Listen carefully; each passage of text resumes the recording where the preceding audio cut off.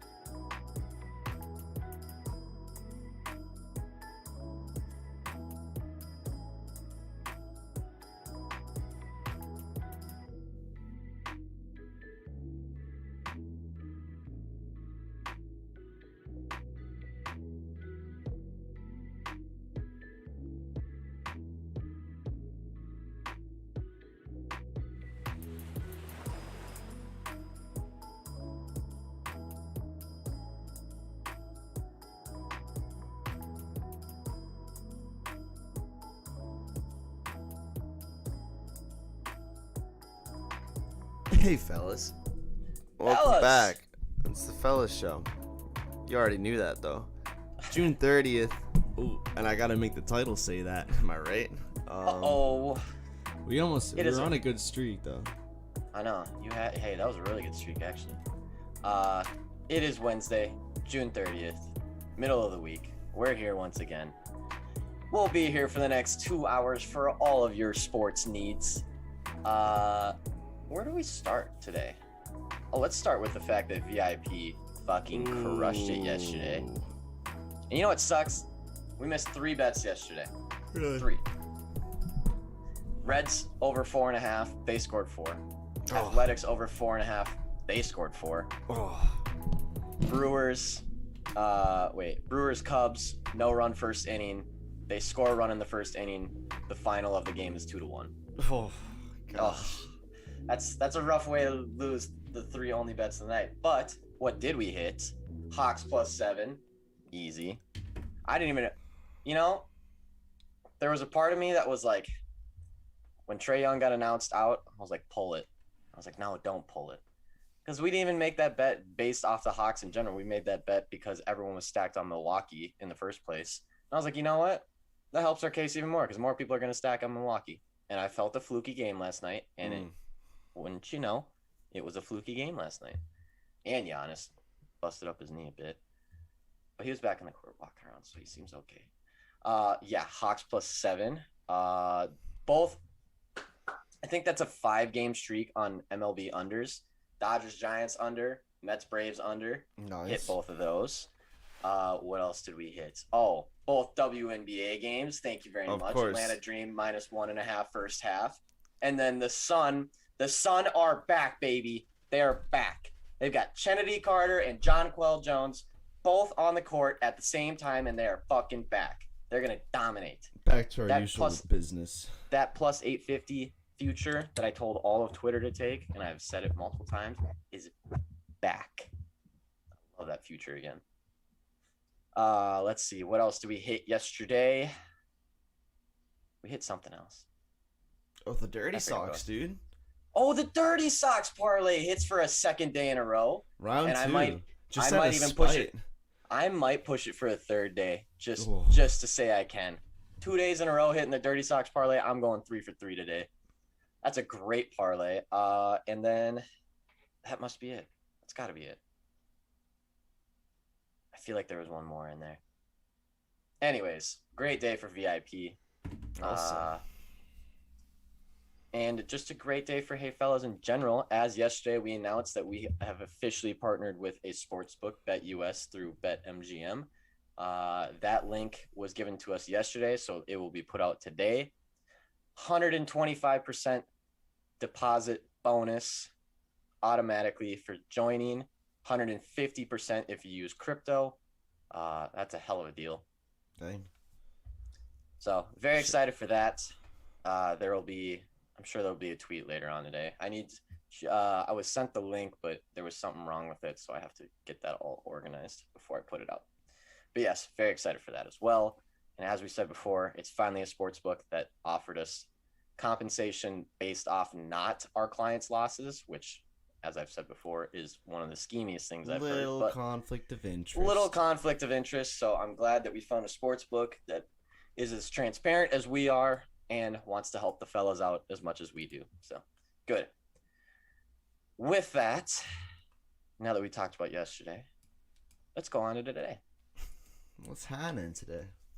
What do we got? I want to talk about the NHL awards because I feel like they were not talked about at all yesterday. I didn't see Twitter talking about them. I didn't see anyone at all really talking about them, which pisses me off that NHL doesn't get more credit than what it has right now. And I'm very excited for the NHL to go to TNT next year because I feel like it's going to change a lot of things. However, the NHL basically awards for the season were given out last night. Connor McDavid wins MVP for the second year in a row. He is only the second player in the 97-year history of the award to win it unanimously. He got every single first place vote, all 100. He was first place on all 100. And then he was second place on another like 56. It's absurd. Dang. How, to put it in perspective, how crazy his season was. McDavid placed first on all 150 or all 100 ballots from the Professional Hockey Writers Association. The only other person to ever do that was Wayne Gretzky back in 1981. Just to put that in perspective. Also did it with the Oilers. So that hasn't been done in 30 years. Connor McDavid does it.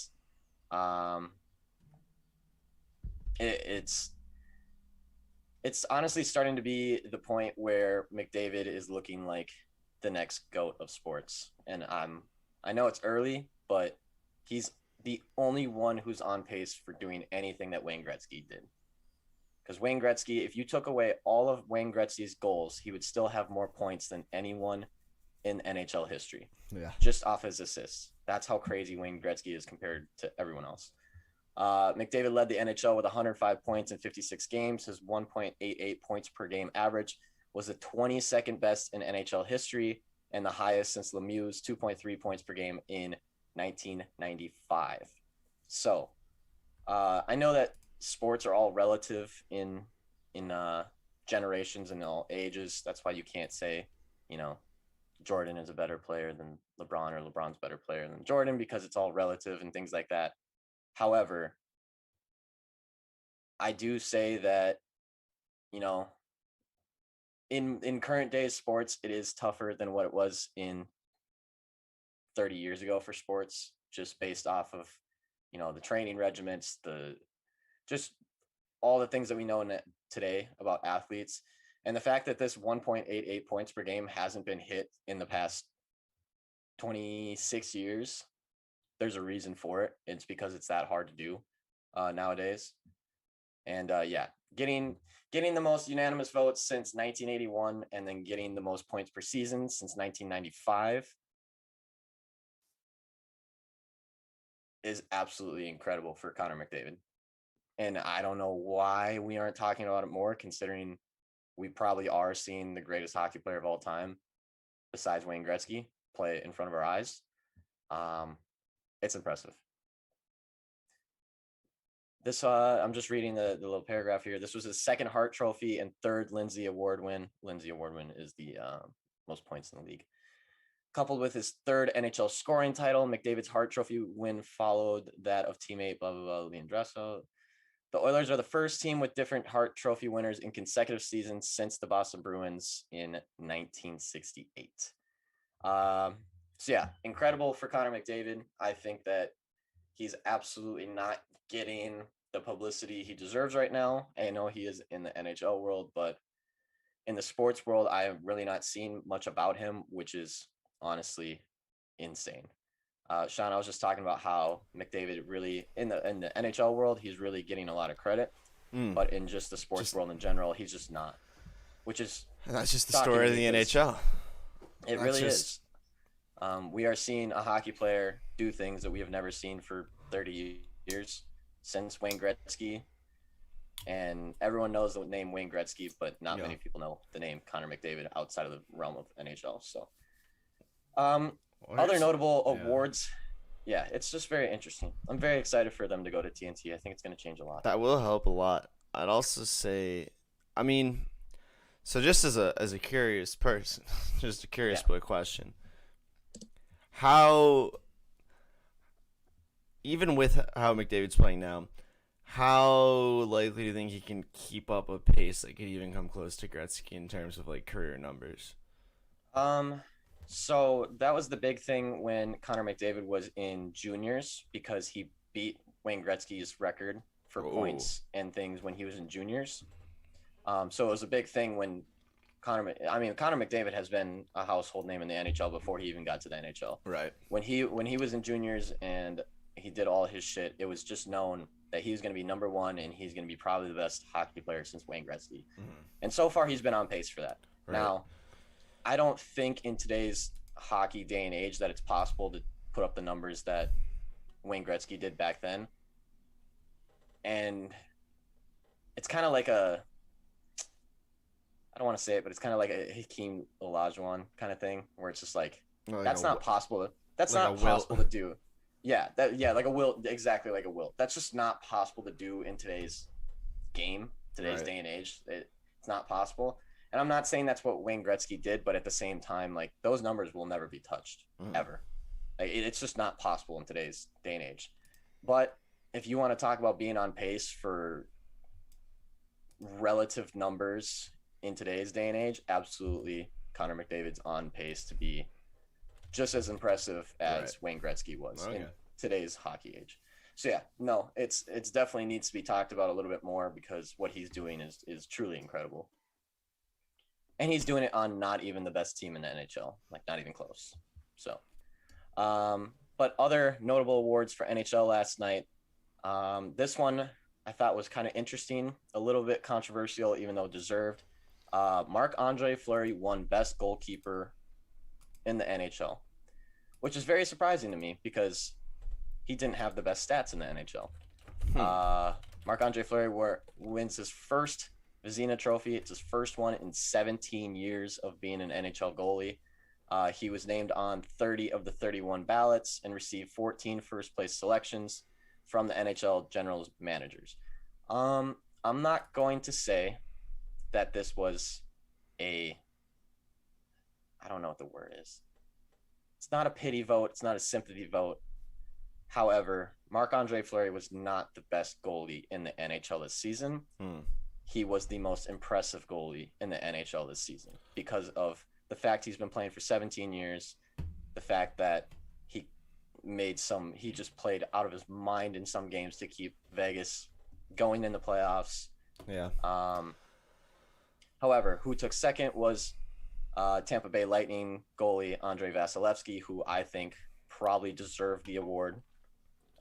He just had better stats. He just better overall everything. His team's gone farther. However, and then Philip Grubauer, the Colorado Avalanche goalie, took third. Now, like I said, I don't think this is controversial because no one is going to argue the fact that Marc-Andre Fleury shouldn't have won that just because it's Marc-Andre Fleury. And after 17 seasons, the guy definitely deserves this award at least once. He's been one of the most impressive goalies his whole life. But, I mean, his stats don't reflect that of the best goalie in the league. So I thought that was really interesting. Good for the voters, good for the general managers to kind of give him his credit where credit is due, because after 17 seasons to put up the season he just had and to save Vegas in the amount of games that he did is absolutely worthy of the award, I think. You know, because I'm looking at some of this, he also did have like he wasn't like first in a lot of like statistical categories, but he was like third in everything. Oh yeah, and everyone else is kind of like they're like first in something, sixth in something, fifth in something. So there's something to be said for consistently being really close to the top there. Yeah. I guess it is interesting that so many people had 14 people had him first on the ballot. Yeah. And like I said, it's not a sympathy vote, but I think I understand why the vote happened. It was probably just a lot of people are like, this guy absolutely deserves it at this point. Not the yeah, fact not that he doesn't sympathy, even have, but like not purely on this season either. not purely based off stats, just based off what he's done and what he's doing right now, just kind of thing. And I don't have any problem with voting like that. That I think that's absolutely deserved. Yeah. Other notable awards given out last night: New York Rangers defenseman Adam Fox captures the Norris Trophy as the best defenseman. He is the second defenseman in NHL history to win the award in either his first or second season. Wow. The only other person to ever do that was a man named Bobby Orr, who is one of the best defensemen ever known in the NHL, played for the Boston Bruins, and that was back in 1967. So that hasn't been touched in 50-something years. McDavid's record hasn't been touched in 30-something years. McDavid's scoring or points hasn't been touched in 20-something years. To say the least, this was an incredible season for NHL. As I was telling everyone all the time, that this season in NHL has been nuts.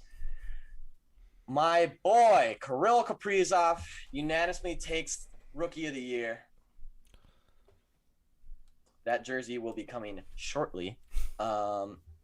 He had 51 points in 55 games, including 27 goals. This stirred up a little bit of controversy in the NHL, considering he's played 6 seasons in the Russian professional league, and he's 24 years old. So some people thought it wasn't, fair that he's considered Rookie of the Year when he's been playing professionally in Russia for 6 years, even though this was his first season in the NHL. He is 24. However, the voters didn't give a shit about that. Man. Anything that's unanimous, you can't be too mad about, huh? Kaprizov was a near unanimous winner, receiving 99 of 100 first place votes. So there was just that one. There was just that one guy that was like, actually receiving 99 of 100 first place voters and 1 second choice selection. So he was even him was like, but yeah. He earned the highest percentage of first place votes in Calder balloting since 1992, when Timo Solani got all 50 ballots. Wow. So, Rookie of the Year breaks a record for the first time in 29 years. Connor McDavid breaks an MVP record for the first time in 30 years. Breaks a scoring record for the first time in 25. The defenseman who wins the defensive player of the year, that record hasn't been touched in 50-something years. I'm just saying what an incredible season from the NHL and just players in general. I've been saying it all season. I think that this season was crazy and exciting to watch. I'm very excited for the NHL to go to TNT next year, because if these stats and these awards would have came out on TNT this year, I think it would have made a much bigger deal. They would have highlighted Connor McDavid a lot more. I'm really, really sick and tired of NBC Sports Network and their coverage of the NHL in general.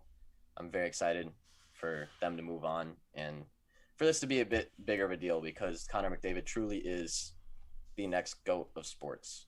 He really is. And that's arguable, but at the same time, it's just not. He's doing everything that Wayne Gretzky did at this point, and he's doing it in a day and age that Wayne Gretzky was playing people that might have had other jobs. Just saying. I know everything's relative, but what McDavid is doing right now is absolutely incredible and has not been touched by anyone not named Wayne Gretzky. So, moving on. But yeah, I thought it was very interesting. All those awards, just seems like every single one broke some kind of record. It's crazy. Last night. It's crazy that I was just looking more into it. And when Gretzky won it unanimously. There was only 63 first place votes, so technically he even got more because he got 100 out of 100. Yeah, exactly. That was even harder. But really good feel good story for Marc-Andre Fleury. Absolutely. Yeah. After 17 seasons, he absolutely deserved one of them. And good for the NHL for voting that way, because he truly did deserve it. Even if the stats didn't necessarily reflect him as the number one goalie.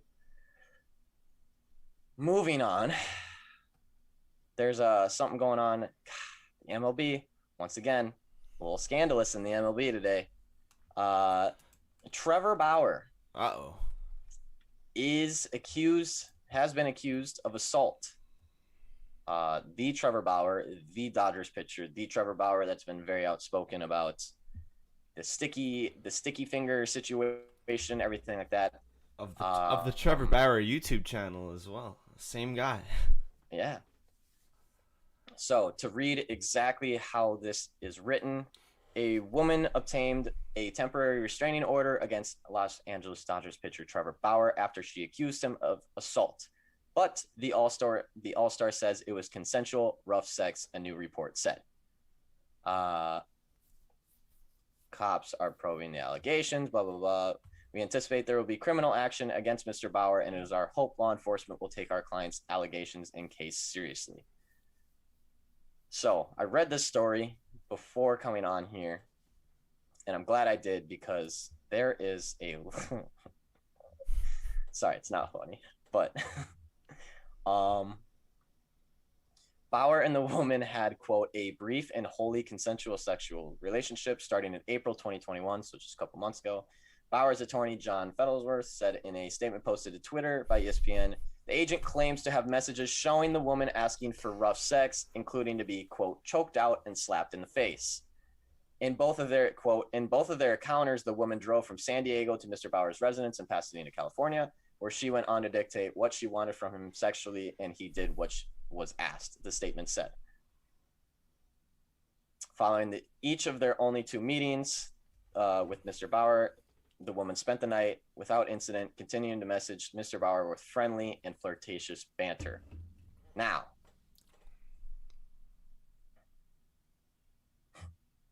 this one,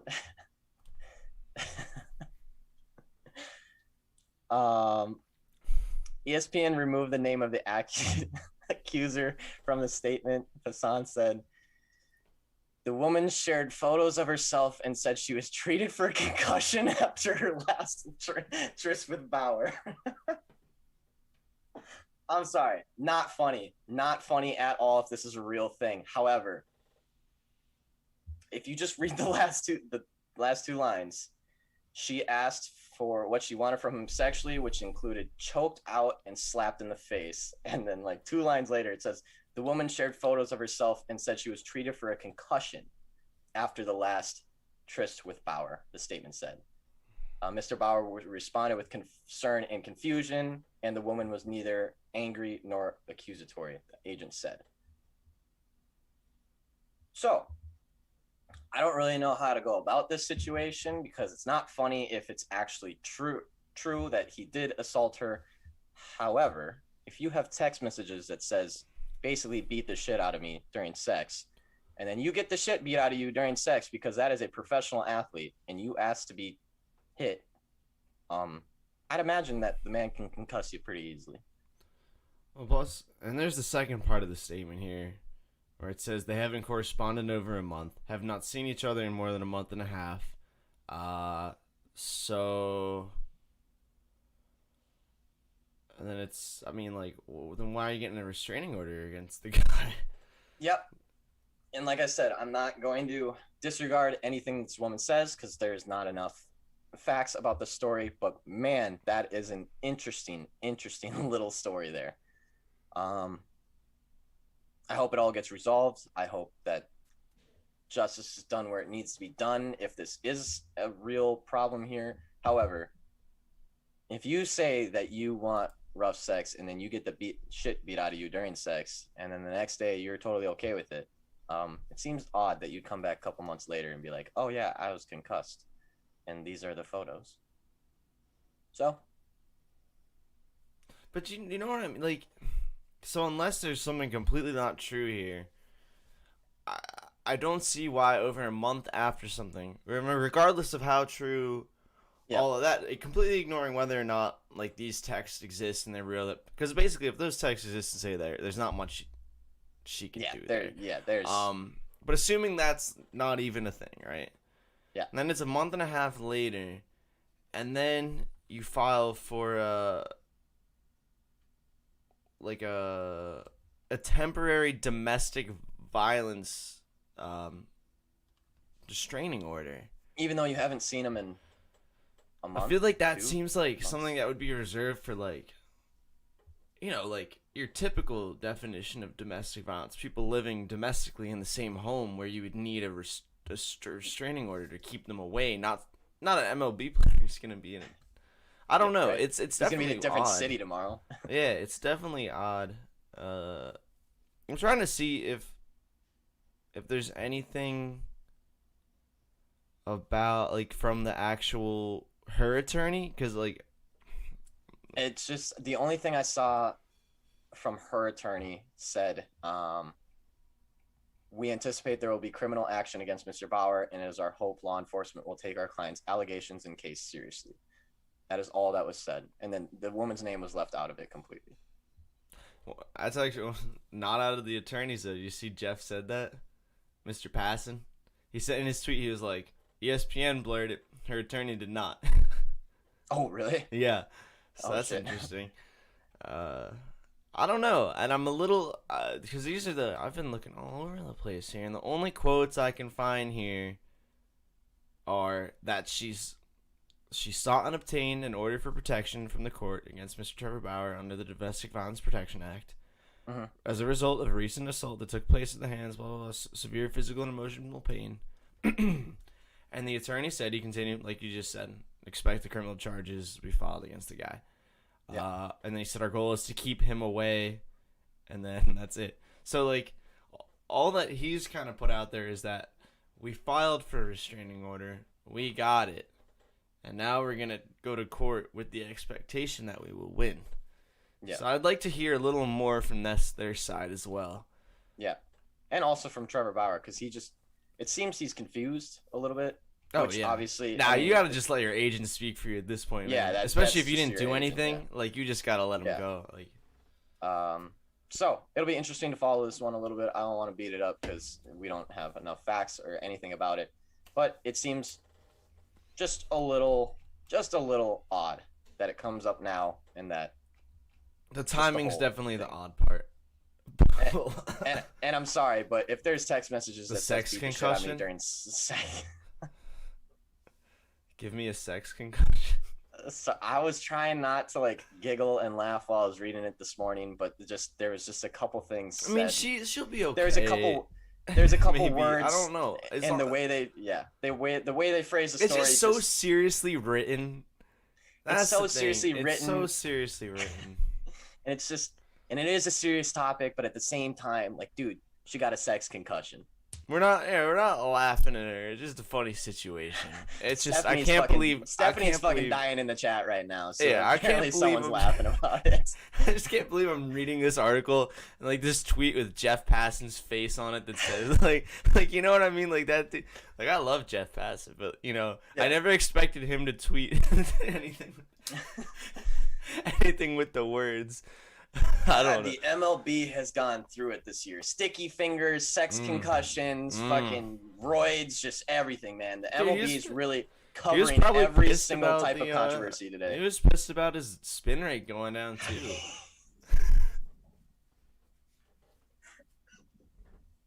Oh god, it's so not funny, but it's so funny at the same time. I just think I don't know. I hope everything's okay with this. I hope it gets resolved. And What I'll say is justified the manner. woman's attorney has got to do something. a little bit better, a little bit more. I don't know what the words are. Just say something. Just like be like, no, that isn't what happened. Like, hey, it was worse than that. Don't even have to get into it because I understand how like you can't, talk very openly about an open court case, but Yeah. like just be like, that is not what happened. Like at least Do I believe that this happened and that Trevor Bauer gave her a concussion? Absolutely. That is a pitcher in the MLB, and if you told him to hit you and he hit you, I guarantee he could probably do some damage to your face and leave you concussed. Was it harder than what you wanted? Maybe.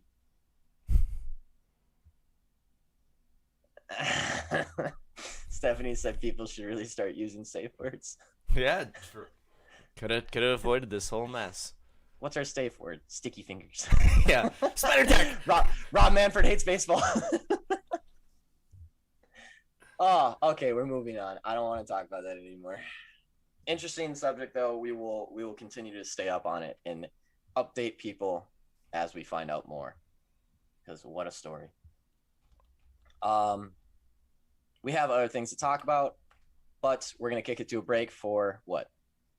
You know what? I want to talk about one more thing. Sure, man. I'm always down.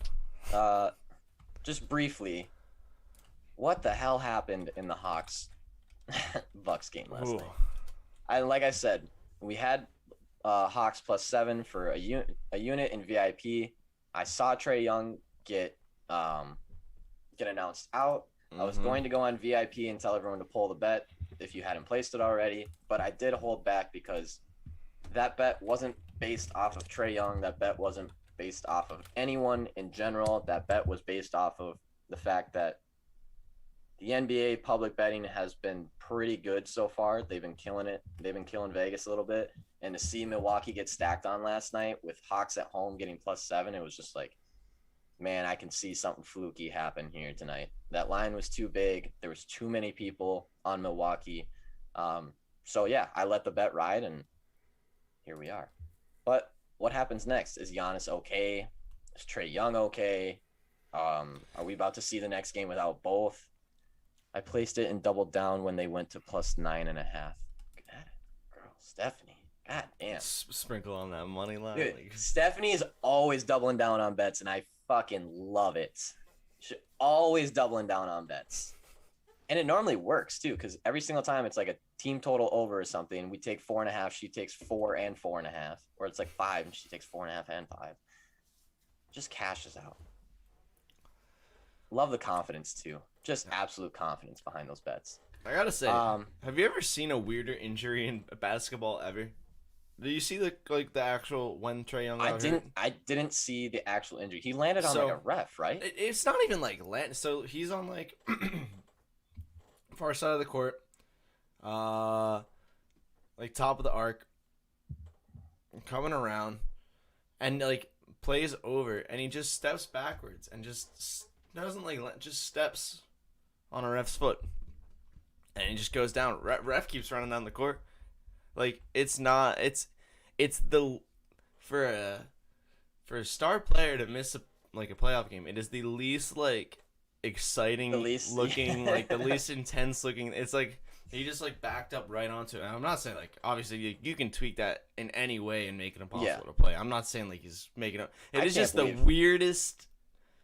I can't believe he sat out. Weird. Yeah. I thought for sure, no matter what, he was going to be in that game. I don't think anyone expected him to sit out, honestly, because I didn't hear anything about it. I'm assuming that line didn't reflect him sitting out, even with 7. And then nothing. We were looking into all of that. Yeah, that's crazy. That's absolutely. I was just looking. I was trying to think. Has there ever been another time where, especially this deep into the playoffs, and that caliber of a player being hurt by a referee and then actually missing a game? And it's just weird because, man, did they know they were going to win that game? Did they have a feeling they were going to win that game, and that's why they benched him? Because there's no way in a pivotal game 4 when you're down 2-1 and it's your last game at home that you bench Trae Young. Fill him full of painkillers, tape up the fucking ankle, and let him go. I guarantee that's what he said too. Yeah. Oh yeah. I don't think it's so weird that they'd actually bench him. Because I mean, sprained ankle is sprained ankle. It sucks. It hurts like a bitch, and there's no way of making it better rather than just staying off of it and everything. But I've played soccer games with a sprained ankle because you just tape that bitch up until it locks in place, and then you go, and adrenaline takes over, and you're ready to go. And I guarantee there's no way in hell Trae Young's like, yeah, I can't go tonight. There's no way. I don't know, man. You just like, and that's the thing. And then you look at the box score, and it's like, okay, John Collins only had 4. There was no Trae Young. John Collins put up 4. Just the rest of the boys just. That's what's scaring me about this team, man. When you have what's 1, 2, 3, 4, 5, 6 players with double-digit points without your star player, and with probably your second best scorer only putting up 4, you have 6 other dudes with double-digit points. Herder had 15, Capella had 15, Lou Will had 21, Bogdan had 20, Cam Reddish had 12, and Gallinari had another 10, dude. It's like they're playing some really good team ball. It's weird. The fact that they beat the Sixers game 7 when Trae Young shot like 3 of 30 is just it's so That's weird. when I got real scared. Yeah, it's like the Hawks. I feel like there's this narrative that the Hawks can't do anything without Trae Young, but at the same time they keep proving us wrong that they can do something without Trae Young. Oh yeah, I'm and the Clippers are on the other side. Like, hey, we don't need. Like Clippers it's are not on the even other side. necessarily. Yeah, the Clippers are doing the same thing. They're like, hey, we don't need our best player. Fuck it. Like, we'll still win games. It's fine. We'll force a game 6 at home, and if we win it, we might win game 7. Who knows? I think you said this like last week or a couple weeks ago or something. It was like very reminiscent of the Heat last year, and it's like maybe talent wise on like a player to player level, probably not gonna win. But the way that they're playing as a team right now, it's tough to see them getting stopped, especially if Giannis misses any time. Even if he only misses 1 game, I don't know if it matters. Trae Young missing time hurts the Hawks. Giannis missing time basically kills the Bucks, I would think. Stephanie said, DK, I saw this tweet yesterday, and I didn't know what it was about. Apparently, DraftKings had a odds boost for Giannis, I think for a double-double. And he didn't get it, but they marked it as a win because they missed a stat or something. And she says FanDuel racked in the cash with that enhancement offer. Max bet 150 at minus 110 odds or something. It was just too odd. So it did get paid out. Max bet they let a max bet at 150 go. I feel like that's really high for an odds boost. That is really high. That's really high. No, I've never seen that kind of limit. But yeah, that's interesting. So they marked it as a win though. Good for DraftKings. DraftKings is better than FanDuel for the Bucks. Oh, okay. I got it. Yeah, that's so it was Bucks to win. That makes sense. That's why I never do those damn boosts or enhancement offers. I hate those. I swear to God, they plot and they know exactly what they're doing, and they put those enhancements when they know exactly how the game's gonna go. And the fact that they put a limit. I don't think I've ever won one. I don't think I've ever won one. The fact that they limit it at 150 shows you they absolutely knew what they were doing. Oh, FanDuel, you guys, or DraftKings, you guys fucks. Both FanDuel and DraftKings. Anyways, it's 10:40. We should probably keep it to a couple we've been minutes. Cruising. Nah, bro, let's go to 11. Should we just make it all the way through? Fine. What do we have? Wait. All right, fine. Yeah, we'll regret it in like 10. Yeah, we will. When we have nothing in 10 minutes. All right, couple minute break. Yeah. Get back here at 10:44 Eastern time. 3 and 36 seconds. 3 minutes. We'll be back talking about more until we take it into the bets at 11. You best believe it. Goodbye.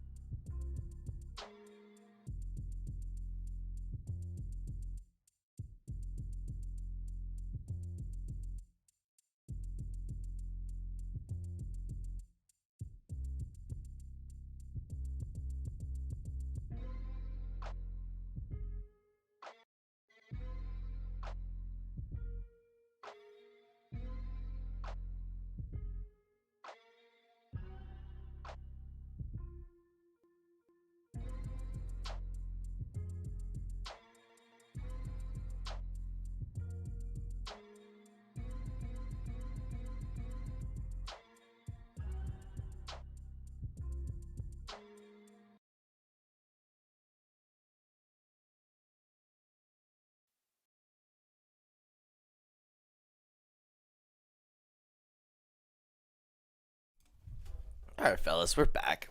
And, as a collective at Hey Fellas LLC, one of our favorite series of words that begin with the same letter, it's going to be sticky and stuff. Actually, same two letters. Wow. True. Wow. That's some good alliteration. That's why I like it so much. Sticky stuff. Sticky stuff. If you missed it. It just won't stop coming out. They just will not stop. They won't stop. They won't stop. And we're not going to stop talking about it, too. If you missed it yesterday, the Twins and White Sox played each other. The White Sox ended up winning 7-6. VIP hit the 30 Sox parlay at plus 150 for Red Sox money line and White Sox money line. Both games were way too fucking close, by the way. They won 7-6 and 6-5.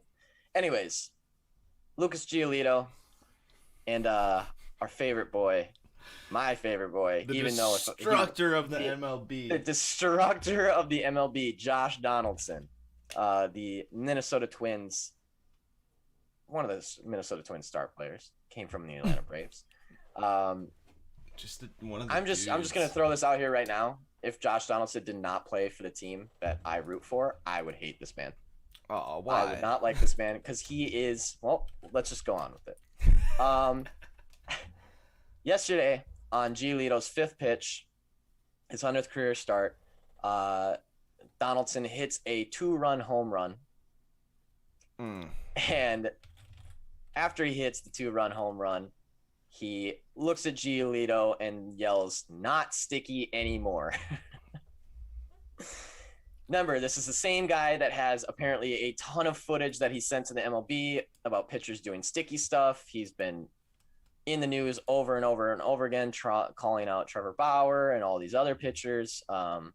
He is very much an advocate for pitchers not having sticky stuff. Fifth pitch had of the game, the videos, man. He had Josh the evidence. Donaldson goes yard and then yells, "Not sticky anymore," and Giolito was fucking pissed. Absolutely pissed. Do we have a clip for this, or should I had it clipped, but it's being a little odd. Anyways, that's so weird. After the game, and I quote, Giolito said, "I saw it after the fact," so he didn't actually see Josh Donaldson yell at him, but he saw it after the fact in the game, or in a footage. "I saw it after the fact.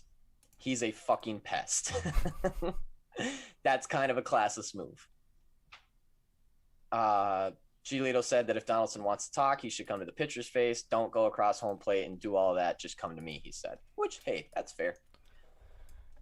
That's not fair, bro. You don't go. You don't go have a discussion with people, bro. You just swag out on them. The simpleness of the sentence. "I saw it after the fact. Period. He's a fucking pest. Period." Yeah.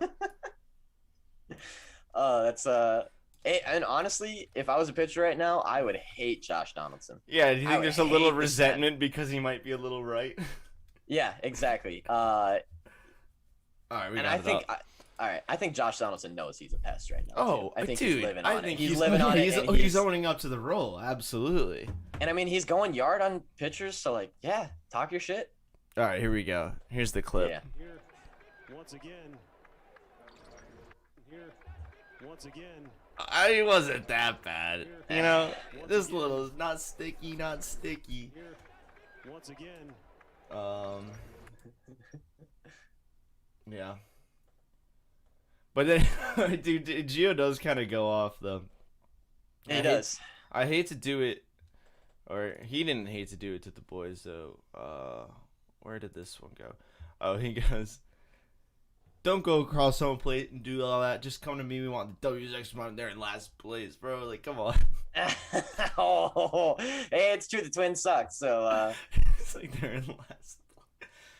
It was true. I looked at a couple of comments on this, too, and they're like, "Yeah, this would be like better if Gio was like having a good season beforehand, but he's just been struggling all year anyway." Yeah. Like, poor guy's just been having a rough time. This would be a lot more interesting if the Twins and Donaldson were good and Giolito was actually like a solid pitcher, but neither of the facts are true, so it's just like they're just rolling around in the mud. This no-name or this irrelevant guy from this stupid ass team just went yard on this irrelevant guy on this dumbass team. Like, I don't know. White Sox are definitely more relevant to the Twins, but we're also talking about Giolito here. So, Dude, if Josh Donaldson, what if he cleaned the Dirty Socks parlay? What if he cleaned it up? Would No we way. have to riot? nope. There's no way the Dirty Sox parlay ever loses. You heard it here first. 2 for 2 on the Dirty Sox parlay, and it'll continue to be run until we run it into the fucking ground. The easiest way to make money in sports betting. A lot of people ask me this. All you do is bet on the teams with sock in their name. A lot of people have been asking me what my strategy is. And honestly, I just have a dartboard with a bunch of teams on it, and I just keep throwing and hope that I hit the ones that win. I have been accused of that, by the way. You have a dartboard? No, I don't actually. We should get one though. Not to make picks, We but to should. play darts on. And darts, Yeah. That's a good game. And to occasionally make picks on. Yes, I Dude, have been there's accused of. There's a couple playoff games that I would feel more comfortable with a dartboard than a Absolutely. brain. Honestly, that's how I. Yeah. Some of This these Suns, playoff this games, Suns man. Clippers game The tonight. Suns I might as well Clippers just the throw whole a damn series, man. That's dart. a Just coin throw a flip. damn dart. You probably have a better. Yeah. Otani. Shohei Otani hits another 2 home runs last night, even though the Angels lose Hey. 11-5. Hey, you know, if you were in the show, you know, Suck My Take called that one. Not even called. Yeah. He said 2, Kyle right? Schwarber, Kyle Schwarber. Yeah, he said he could get 2. Kyle Schwarber hits one, called that one. Otani hits one, called that one. Yeah. If you miss out on Suck My Take being on here on Tuesdays and Thursdays, you are missing out on MLB. Man knows what he's talking about. Those props are pretty solid. Not to mention the fact that the fellas fucking kill it in MLB. But yes, Otani is once again proving why he's the most incredible baseball player that's ever lived. I'm pretty sure I called 15 runs in that Yankees game yesterday. I ended up at 16, so that's pretty cool. You did. You take the over 15. Yep. Dang. Could you imagine that? Payout? Yeah, I was like, there could easily be 15 runs scored in this game. Well, there were 16, so there's that. We have 7.5 minutes until bets. Oh, we're getting exact. What do we fill it with? What do we fill it with? What do we want to talk about for the last 7.5 minutes? Or bet on Clown Shomer home runs every game. Oh, that's pretty much a lock. It really is at this point. He I was talking to Suck My Take yesterday or this morning about the Kyle Schwarber thing. He's like, this man really got made fun of for being fat at Wrigley because apparently a bunch of people made fun of him for being fat. And then ever since then, he's just been hitting home run after home run. He went from like one of the worst batters to one of the best batters. I would just like to say that maybe we should check the man for PEDs, but hey, that's just me. Okay. Hey, keep hitting your home runs until you get checked, though. Do we want scary news? Oh, speaking of being checked for PEDs, hang on. DeGrom has apparently been drug tested like 9 times this season already. Oh, yeah, that makes sense. He's like, this is not random anymore. He's like, I'm literally getting a drug test every week. He's like, this is ridiculous. But hey, when you're breaking records that haven't been broken in 9,000 years, you probably should get tested. Yeah, it's like every time. It's like when you get a kicker that and an NFL drug test. Yeah, after someone gets trucked and then they just the Pat McAfee hit, and then he gets drug tested like 3 times after the Adam Vinatieri hit. Good stuff though. Well, here's some. Do we want to get scared? Sure. Just kidding. Maybe it's not scared. But so as we mentioned, was that Monday? I think when NC State baseball out of the tourney because of the COVID. Oh yeah. Vanderbilt moves on. And Vanderbilt ended up winning that game, correct? Next game. I think I saw that they were up like 13-0 or something. Yeah. So at the end of the going into that game, right? Going into the 4th game of the series, the last one that they got to play, NCAA ruled only player who were vaccinated could play against Vanderbilt on account of contact tracing and a positive test in the locker room, right? Okay. That left him with 13 players on the team, but they chose to play it out. So shout out to them.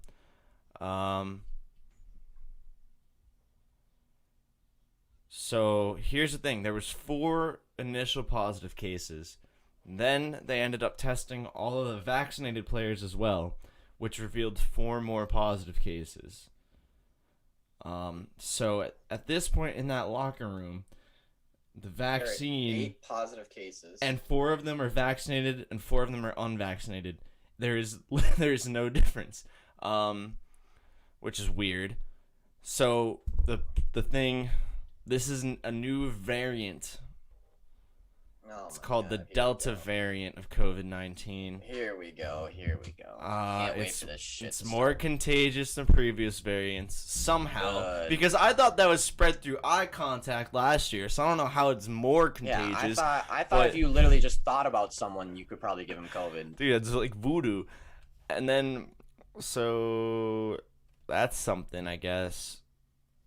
Well, that's no fun. That's probably what Chris Paul got, too. Because didn't he test positive even though he was vaccinated, too? Oh, boy, here we go. Don't you dare take sports away from us again, COVID. I swear to God. There will be hell to pay. But here's the thing, and this is a similar thing. This is exactly what I was talking about when the NFL put out that stuff. I'm not anti-vax. I'm not saying any of this. I'm like, but at the end of the day, if you're testing the people that aren't vaccinated every single day, because this is the NCAA protocol for these playoffs. If you weren't vaccinated, you had to be tested every day. Yeah. If you were vaccinated, I believe it was once every 2 weeks. So again, in this locker room, there are 8 positive cases. You only found out about the first 4 because people weren't vaccinated. If everyone in the locker room was vaccinated, you wouldn't have found out. You wouldn't have known, because there was another 4 for the people who were. And I'm not saying, like, obviously, maybe if everyone had been, there'd be less of a chance that it comes in the locker room. But it's like, you know what? You're playing against all these teams from all over the country with whoever knows what. You need, even with a vaccine, you need to keep testing in this kind of environment until we know more or anything like that, especially with, like, a new variant or whatever. Especially I think it seems irresponsible, man. It seems like too much of a rush. I agree. I would agree. I just don't know why you can, and I think this is, I mean, not to get political or go off sports topic, but I think this is the problem with the vaccine in general right now is everyone that gets a vaccine seems like they're immortal. And it's like, hey, yo, this is still, we still have COVID going on. And you can still get COVID if you have a vaccine, clearly, as we've seen many, many professional players do it. And I don't know why. I mean, I get it. You know, if you're the average Joe person, sure, don't get tested every day. Get tested once a month if you have, like, obviously. But in the sports world, when the only thing that can stop sports right now is COVID. Like, it is literally the only thing we have. And even then, we have powered through this to keep sports going. Like, why are you not testing every single day at the College World Series just in case? Right. Just in case. Because maybe if they had, maybe 8 players. Exactly. Maybe they wouldn't have had to forfeit. Maybe they're. We got too caught up in being like, we beat this, to not be like, okay, now we have the actual, not only do we have a vaccine, but we also have rapid testing. We have tons of tests in this country. There will never be a shortage of the tests. There's no, it's irresponsible. It's literally all for money because it's cheaper to ignore it. It kind of is a, and it like, throws off all the, like, dude, so you need to make a choice. You either need to stop treating it like something that's different than any other sickness, right? I'm not saying that this is what I believe in, but if you there's two, that's one of the options, because you can't keep suspending players for 2 weeks because they got sick. That doesn't work in professional and college athletics. It's unfair. You can't keep suspending players for being sick for 2 weeks and then not test on top of it. Or for being or you need to test every day and then you can keep that up. Yeah. So it can't be. You can't ignore it. And then treat it the same. And if you're a player who is going to complain that you got vaccinated and still have to take a test every day, welcome to being in sports. That's the price you have to pay for being in sports, for playing at that level. Like, sorry, if you don't like being tested every day, even though you have a vaccine, boo-hoo. Like, would you rather get the vaccine and then miss 2 weeks of the playoffs? Like, there's a bigger thing at stake here, as in like it's sport that you're playing in to keep going, because if you don't get tested and you end up spreading it to the rest of the league, that sport is now shut down. Mm-hmm. And we go through this whole fucking thing again that we've been through in the past year of trying to get people in the stadiums and all this shit. Like, I swear to God, if we have to go through this again, I know. You make a very good point though. I don't know why we just all of a sudden are like, oh, they got vaccinated, they don't have to be tested anymore. Like, no, that's not how that works. Like, I get it, that's how it works for the everyday average person, but not in sports. But yeah, you have to keep in mind, like, who travels more, who is in a arena with more people, in contact with people from all around, more than like a professional athlete or things in that similar realm where you travel that much. Like, yeah. I just don't understand how the first time that COVID came around, we got in trouble because we were reactionary instead of prevention. And yet the second time around, we're doing the same thing where we're just reactionary to all this shit instead of prevention. Like, there's an easy way to prevent this shit. Hey, man, I don't want to get too political on it, but no, man, I could say some stuff about that. Yeah. It's annoying. I'm just saying, there's not an election this year. Yeah, exactly. There needs to be, No, you make a very good point. They should still be getting tested every day, as all athletes should be, because we can't, and it's not even we, as in like people can't handle another COVID thing and sports being gone. Leagues will start shutting down if they have another season that they can't make money off of. Like, absolutely. You will see franchises being sold, and you will see teams shut down. You will see minor league teams not exist. I mean, minor league baseball barely exists right now. Yep. You will see that get shut down. You'll see the G League get shut down. You'll see so much shit if we don't start taking care of our leagues with COVID. So I don't care who has a vaccine and who doesn't. You test everyone every day, as long as they're playing sports. Like, it doesn't matter. We're not doing this again. Figure it out, leagues. We're not doing this again. Dude. And just for their sake too, like, the NCAA can't. If March Madness doesn't happen again for the NCAA will crash and burn. Oh, they're canned. Yeah. That's 80% of their whole year's revenue comes from insane, that tournament. by the way. And they already missed one in the past 2 years. If they have to miss another one, or like anything in general, the NCAA has to be canceled again, you're going to see a fuckload of scholarships get revoked. You're going to see a fuckload of everything. It's going to be bad. So take care of your damn sports. You need to start testing, even if you are vaccinated and everything, because I am not going through this shit again.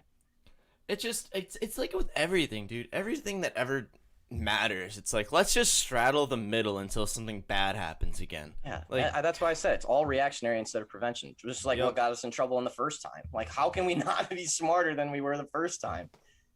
Anyways, that's our rant. That's our TED Talk for the day. The Titans. That was a brutal season. They had a lot of brutal and if there's and reschedules, you don't want to see that. If there's one set of fans, can't put Julio through that. Can't put Julio through that. You can't put Julio through that. If there's two sets of fans in the NFL that should be the most worried about COVID this season and should want player testing every day, regardless of vaccines, it's the Pittsburgh Steelers and the Tennessee Titans. It's those two teams, because those two teams absolutely got fucking rocked by COVID last year. Yeah. Remember, Pittsburgh had to it wasn't even on them though. It wasn't even on Pittsburgh. I don't think they ever even had like a positive test. No, they got screwed over multiple times. And Baltimore was pretty bad. Baltimore was bad, but remember they like made this exception for Baltimore, even though they didn't make it for Pittsburgh like 3 weeks earlier. Yeah. Even though they had to play each other, it was bad. But yeah, the Titans got the wrath of that too, because they were like one of the first ones who had it in their facility, right? Yeah, like an interfacility COVID positive test. They almost started that off. Yeah. Here's what I want to like. I think it comes back to a lot of what like Cole Beasley was saying before. Uh-huh.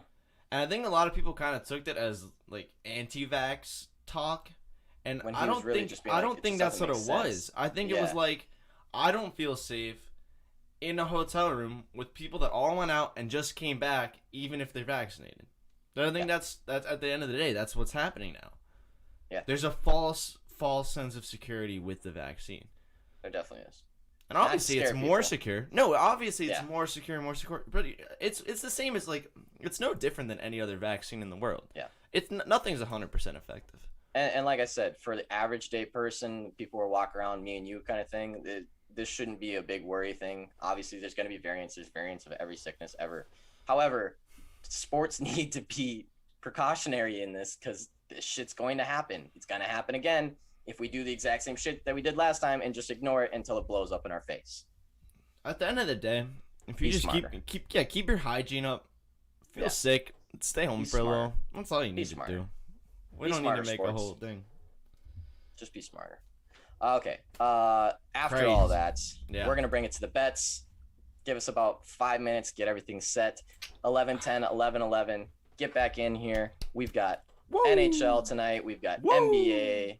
We did go 2-0 on the very first game of the Stanley Cup Finals. Hey. We have NBA tonight, and I think I know what I'm doing with that. Tons of MLB and 3 WNBA games, and I already know 2 out of my 3 picks for that. Oh, baby. So get your ass back in here. 5-6 minutes. Bets are coming. Oh, baby.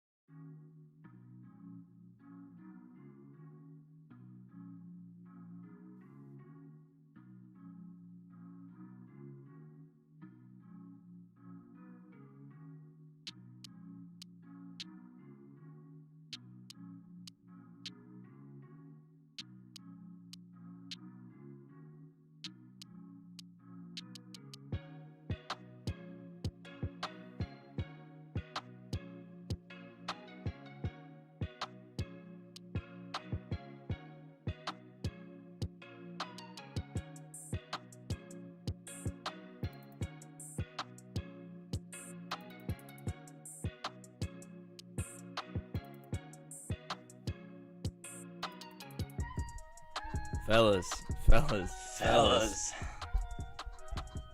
Sorry, I just kept on a little extra because I like the flute part. Hey, gets you going. Gets you Hey. going. Hey. It's time for the bets. It's time. I'll say. We're gonna start with NHL as always, because it's Oh. the bets time. Sean, I'm gonna put my screen over your face. I can't look at you anymore. I'm sorry. I gotta pay Well, attention to you bets. can't see how displeased my face looks then. No, well, Boy, okay. am I not happy about that.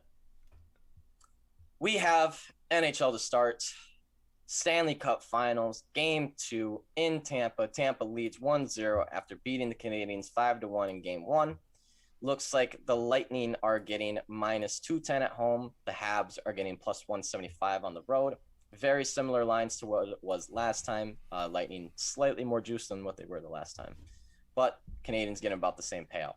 61% of tickets on the Lightning, 90% of money on the Lightning. When we look at the spread, we have 74% of tickets on the Lightning and 67% of money on the Lightning. Now, I would like to see if, Armia will be back today because he was out the last game, which is a huge injury for the Canadians. Let me double check, just make sure he is officially in or out, or if we know. Let's see here. Montreal, please. Joel Amira is day-to-day, so we are unsure if he will be playing tonight. That is kind of a big deal. He is a good player, not an overly insanely good player, but he does add to the team. I'm going to say we take the Lightning here again in regulation tonight. From what I saw, Game 1, Canadians absolutely are a force to be reckoned with. They skate hard. They play very well together. They hit hard. They make you pay. However, when you have a team full of Russians and you have a team that has the chemistry that the Tampa Bay Lightning and the efficiency and the speed and the strength and the power that the Lightning have, the Canadians are basically trying to beat the Lightning at their own game. And sorry, the Lightning are too talented, too good to beat them at their own game. The Islanders tried. Islanders gave them a hell of a run trying to beat them at their own game. But in the end, the Lightning are just that much better than the rest of the teams in the NHL. I think we've been saying this since Game 1 of the playoffs when we took them at +750 when they got Stamkos and Nikita Kucherov back. They are just the force to be reckoned with in the NHL, and I don't think they drop in the first 2 games. I think that this game is definitely closer than the 5-1 that we saw the last game. However, I still feel comfortable about putting Lightning in regulation.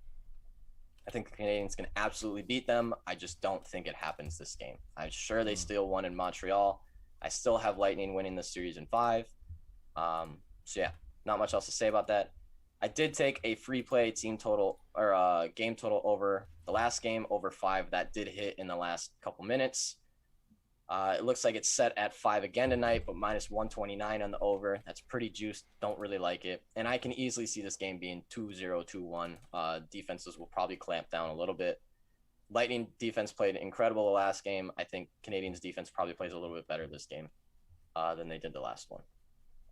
But like I said, this is a very volatile series because the Canadians skate so damn hard, because the Lightning skate so damn hard. If either team lapses for a period or so, they will probably end up losing the game because they will get multiple goals pumped on them if they're not skating at full speed and just trying to hit everything.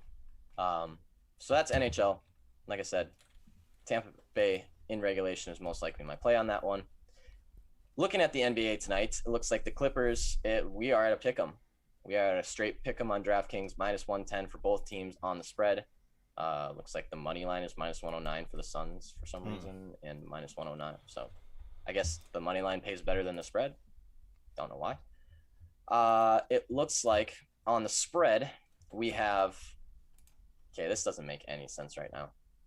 The spread we have leaning the Suns, 61% of tickets, 52% of money. However, when we look at the money line, The Clippers are getting 53% of tickets and 98% of money.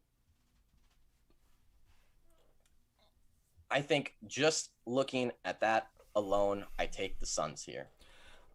No, wait. Am I being small brain, or is a half a point spread only ever matter if the game ends in a tie, which it cannot? Yes. You would be correct. Okay, so don't do that. Yeah. So don't take that at worse odds then. Yeah. Yeah, no, that's why we'll be taking It's the just money line. it's just the worst money line. Yeah. Yep. If it goes to +1, I can somewhat understand that. Just so like that's yeah. a whole point. But no, +0.5, you definitely even +1's just a push though. It is, but it's like, hey, if you think they're going to only lose by 1, like that's a hell of a bet. But I don't know. I would never do it, but I'm sure there are people out there that do. If you think they're only going to lose by 1, then you just might as well have not made the bet in the first place. I agree. Wow. Yeah. So the money line, seeing 98% of money line on Clippers. Really? That alone, yes. I don't. All right. Unless Action Network is just throwing me for a loop here, but I don't think they are. I feel like people could be doing that. I'm just that's why why I can believe it. It looks like Covers has got favoring Phoenix a little bit. So dude, I'm gonna put the dang bankroll on Phoenix tonight. Maybe. Yeah. Coming into this game, regardless of what the line was or anything, I have the Suns. Yeah. I truly thought that they were going to wrap it up the last game. I truly think that they're going to wrap it up tonight. I have been repeatedly wrong about the Clippers and how good they are without Kawhi. So there's that. I probably won't play the Suns money line for a ton tonight because I can see the Clippers winning game 6 and then going into game 7. However, the Suns are the better team, and with Clippers getting 98% of the money, I will absolutely not be tailing the public on that. I don't care if they win by 30. I'm not placing a bet in the NBA semifinals when a team has 98%, aka why I didn't take Milwaukee yesterday and why the Hawks smashed Milwaukee yesterday when the public were stacked on Milwaukee. For the game total over, it's 215. I feel like we keep falling short on the overs in this, except for the last game, correct? I believe the last game went over. The last game barely went over. Barely, yep. And it was on track to very much go over up until about the third or fourth quarter. It slowed way down. Yeah. I would imagine that defense clamps down today in an elimination game, especially in LA. I lean the under, but I'm not going to play it. I don't like playing under overs in the NBA playoffs. I feel like it's really sporadic. However, the Suns have been keeping people limited points for most of the playoffs, and the Clippers have been kind of doing the same. Neither offenses have blown away anything by any means. So yeah, I lean the under and the Suns to win. Even if I don't put a bet on the Suns, I may end up staying away from it just in general because the Clippers are getting 98%, and that makes no sense to me. If people are really that high on the Clippers, I don't know why. That makes me really I'm not saying like you're, the Suns. I'm not saying you're wrong for thinking the Clippers are going to win tonight. Like, I absolutely can see where those angles come from. However, 98%, that just Well, here's the thing. doesn't make sense. If you're looking at 0.5 and equal money line odds, you're not smarter than the book. You know what I like? No. 98% of us are not smarter than the book. No. I would agree. But we're moving on. NHL and NBA should be great tonight. I'm very excited to watch the NHL game, honestly.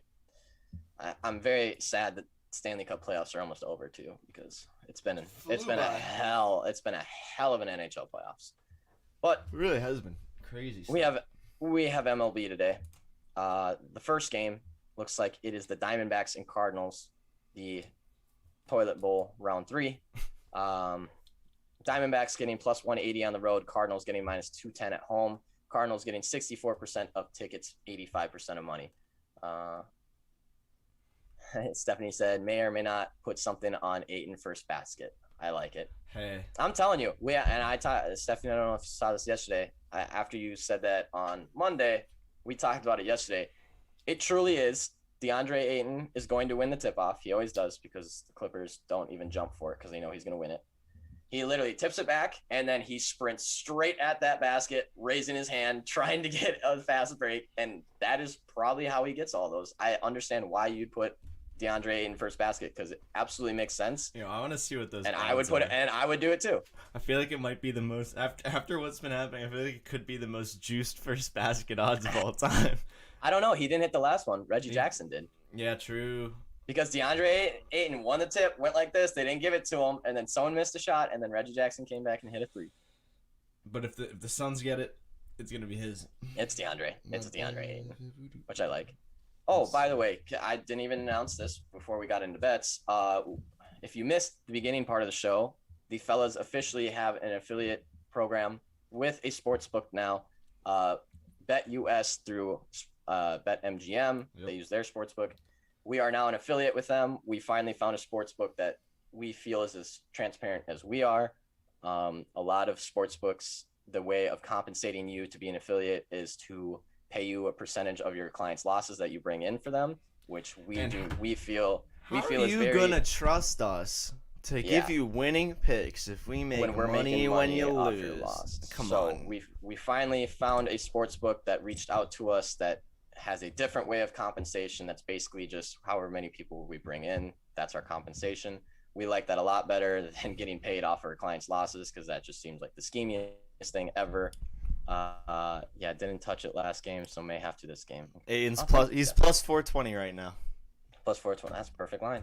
Perfect line. But yes, we're very excited. The link will be out on Twitter probably later today. The first link they sent me wasn't working, so I have to get that again.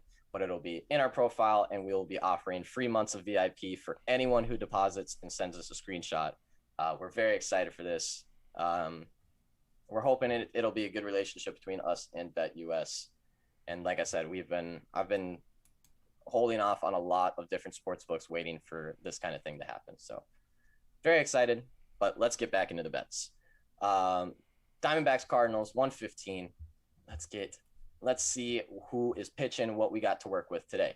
Oh, boy. Riley Smith versus Kwang Hyun Kim. Kim is on the mound for the St. Louis Cardinals. He has a 4 flat ERA with a 1.36 whip. Looks like he's going to go anywhere from 4 to 5 innings today. Arizona Diamondbacks have Smith on the mound with a 5.71 ERA and a 1.49 whip. It looks like he's going to go for only 2 to 4-ish innings today. The over-under is set at 9, which seems a little bit low, even though this series has been lower scoring than what I expected in the first place. Diamondbacks have only scored 1 and 2 runs. I think St. Louis scored 7 the first game and only 3 the second game, even on a terrible Arizona Diamondbacks bullpen. I'm going to see how these pitchers have been doing. It looks like Riley Smith in his last 3 has been getting absolutely crushed. He's been going for 4 innings. He averages about a 9.75 ERA in his last 3 with a 1.83 whip. That is not good.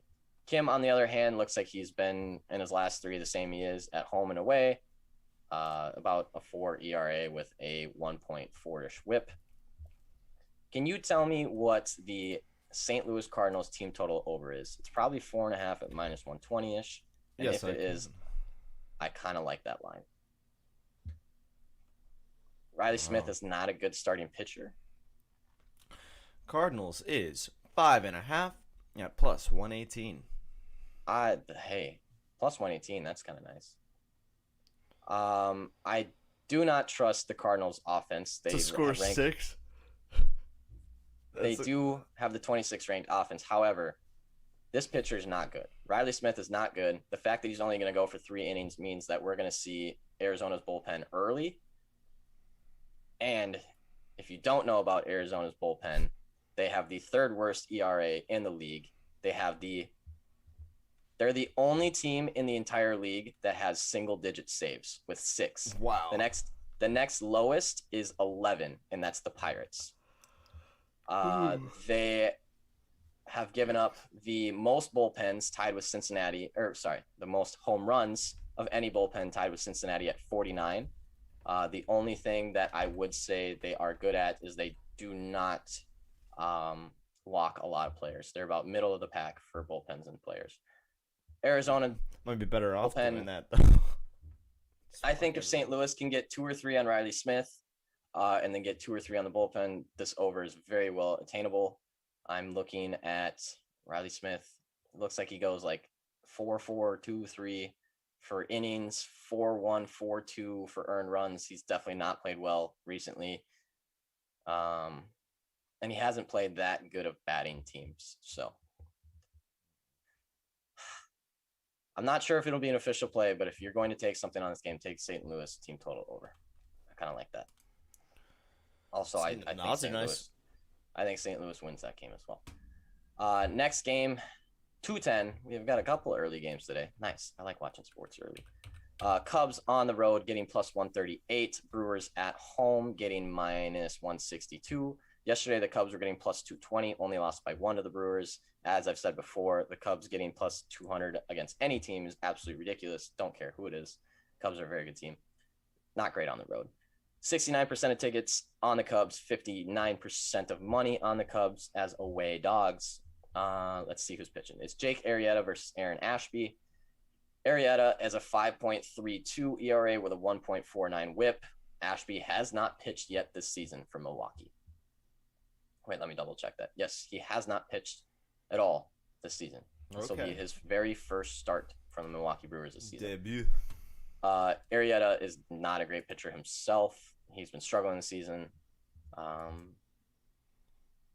Struggling in his last 3 a little bit more. I'm trying to find out if Aaron Ashby's pitched at all this season or what he's going to do or anything. His stats are very not okay. Whatever. Can you tell me? God, see, I don't trust the Cubs bats at all. I feel like this is a stay away. I'm surprised the game total is 9. I would expect it to be actually a lot less than that, even though it's Arrieta and even though it's Ashby. Both these teams fucking suck on offense. They just cannot get the bats moving at all. Yeah, I think it's a stay away game. I really want to lay a team total on this because I feel like this game could get blown up with both pitchers not being very good. However, no thank you. That's Gracias, that game. I'm calling that a stay away. What do we got next? Oh, 3:10, we have Pirates and Rockies. Arg. Nice. Rockies at home, where we love to bet on them at minus 162. Pirates on the road, where we love to fade them at plus 138. Looks like 81% of tickets on Rockies, 87% of money on Rockies. My favorite pitcher in the MLB to fade is pitching for the Pittsburgh Pirates, Chad Kuhl. He is so bad. 5.04 ERA with a 1.41 whip. Gray pitching for the Rockies, much more impressive himself. 4.1 ERA, 1.28 whip. So give the starting pitcher nod to Colorado briefly, but their bullpen is much worse than Pittsburgh. Their bats are much worse than the bats are not much worse than Pittsburgh, I should say. Pittsburgh bats are terrible. Colorado 27-16 at home, Pittsburgh 13-28 on the road. I would think that the Colorado Rockies win this game. The game total is set at 11. I don't like that at all. I don't trust either team to have good enough bats to get there. Yeah, probably just give me the Rockies to win this. Maybe in a parlay, you might be able to fit them somewhere in with a parlay at the minus 162 because it's not worth taking it as straight. So I'll look into that. Little nugget I stumbled across. Nice. Rockies to score first and win. So that's a plus 180 hit right there. Damn, I kind of like that. Do you know what your fee is? What the year fee is? Yeah, I just saw that. It's probably juiced. I'm hoping it's not. Your fee? Yeah, it's pretty juiced. Is it? Minus Damn. 162. If you think there'll be a 2-year fee. Oh, yeah? That's plus Over 155, over 1.5, yeah. Which is not, that's not a lot for plus 155, though.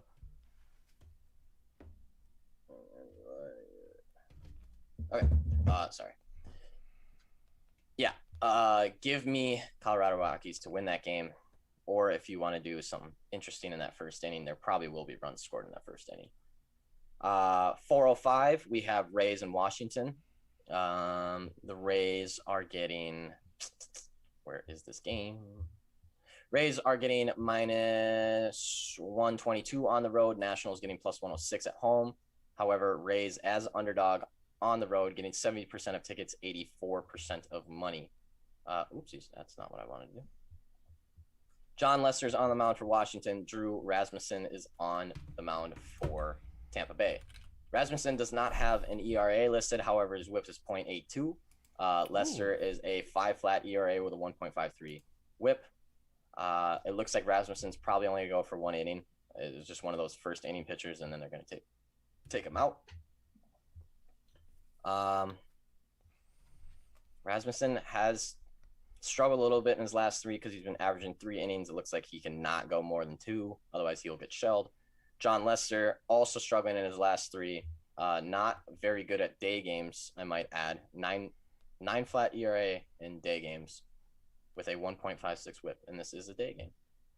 I don't know if it really matters, but kind of interesting.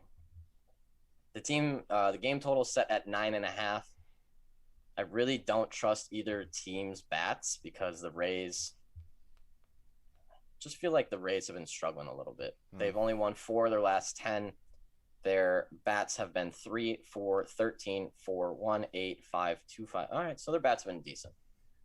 Can you check what the Rays team total over is in this game? TTO.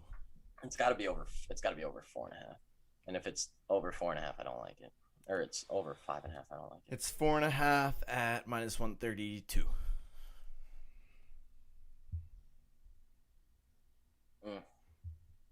It's close. It's close.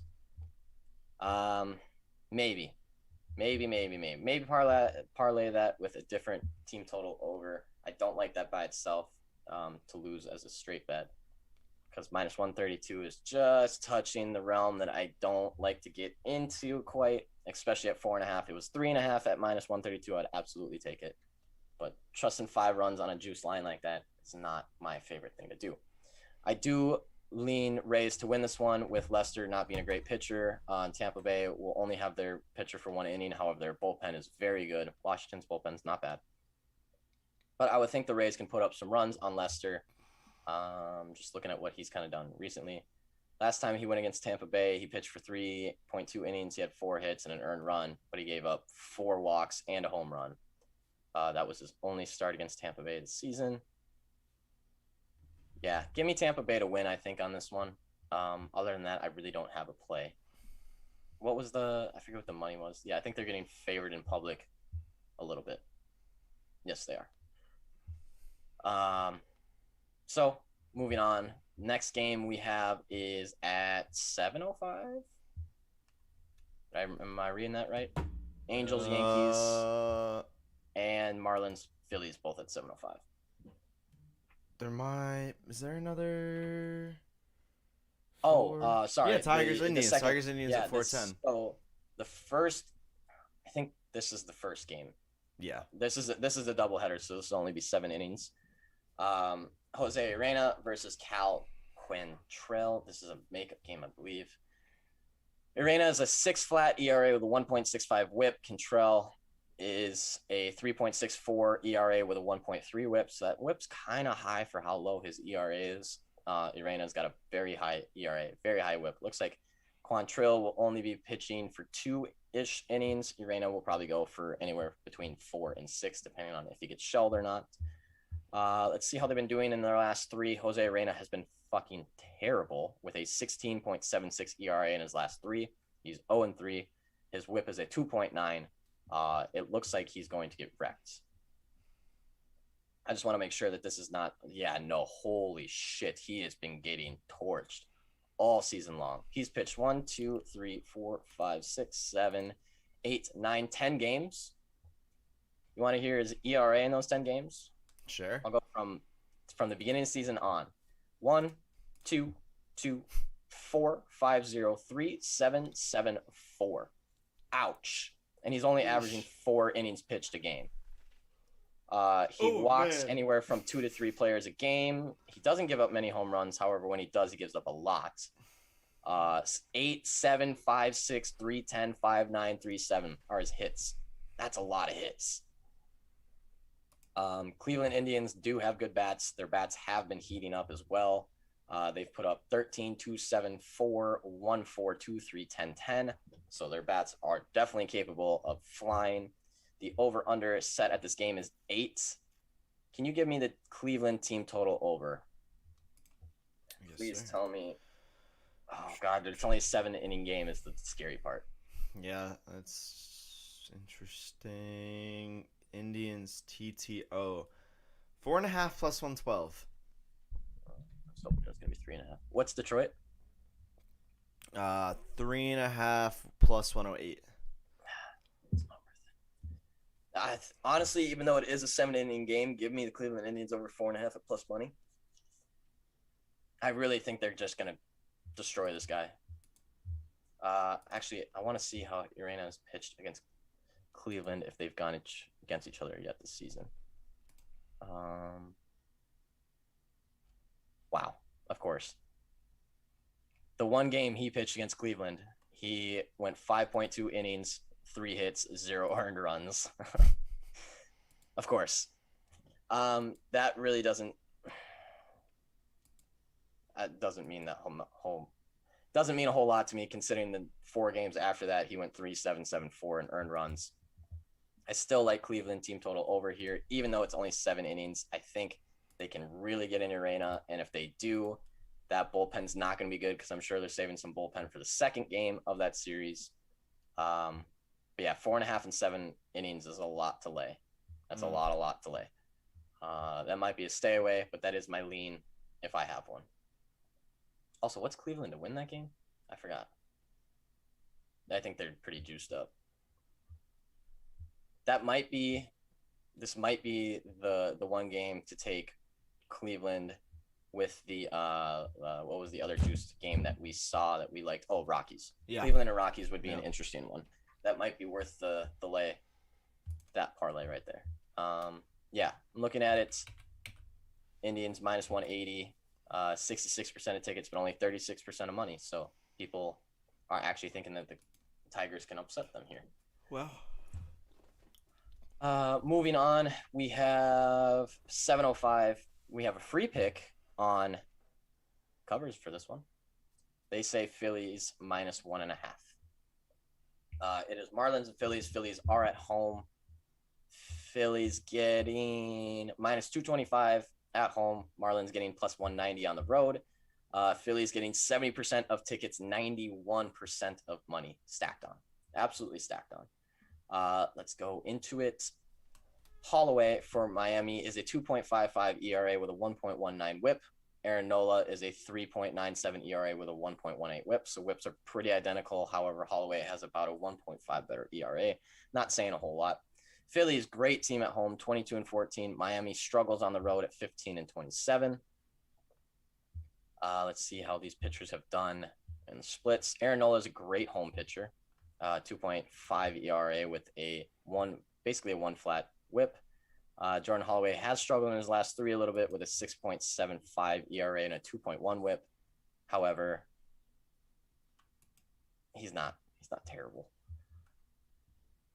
I don't know exactly what I want to do in this. However, seeing Marlins at plus 190 with a better starting pitcher and a better bullpen, I know that the Phillies are at home where they play much better. However, I think the Marlins can win this one.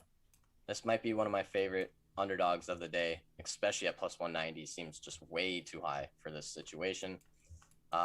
Give me the Marlins as underdogs today. Probably won't be an official play. Might put it in some kind of long shot parlay. But with 91% on the Phillies with money, even though their starting pitcher is not as good, even though their bullpen's not as good, their bats might be a little bit better, but I never trust the Phillies bats. Interesting line there. I definitely like the Marlins there. Other 7:05 game, we have Angels on the road getting plus 118 against the Yankees. The Yankees smashed them yesterday, 11-5. The Yankees are getting minus 137 at home. Looks like tickets are favoring the Angels at 62%. However, money's favoring the Yankees at 73%. Let's get into it. We have Shohei Ohtani pitching for the Angels, which is why those tickets are favored for the Angels, because everyone who doesn't really know baseball still knows Shohei Ohtani's name. Domingo German is pitching for the Yankees. Ohtani has a 2.58 ERA with a 1.18 whip.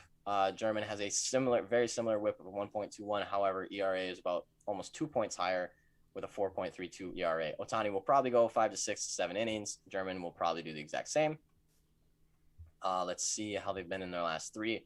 Ohtani has been killing it in his last three, but is a much better pitcher at home than he is away. He struggles a little bit. German has been letting up a lot of runs lately in his last three. 2.11 whip. Decent pitcher at home, but he's going to get scored on. The under-over is set at 10 in this game. Can you tell me what the LA Angels team total over is? Because I think I like that today. I sure can.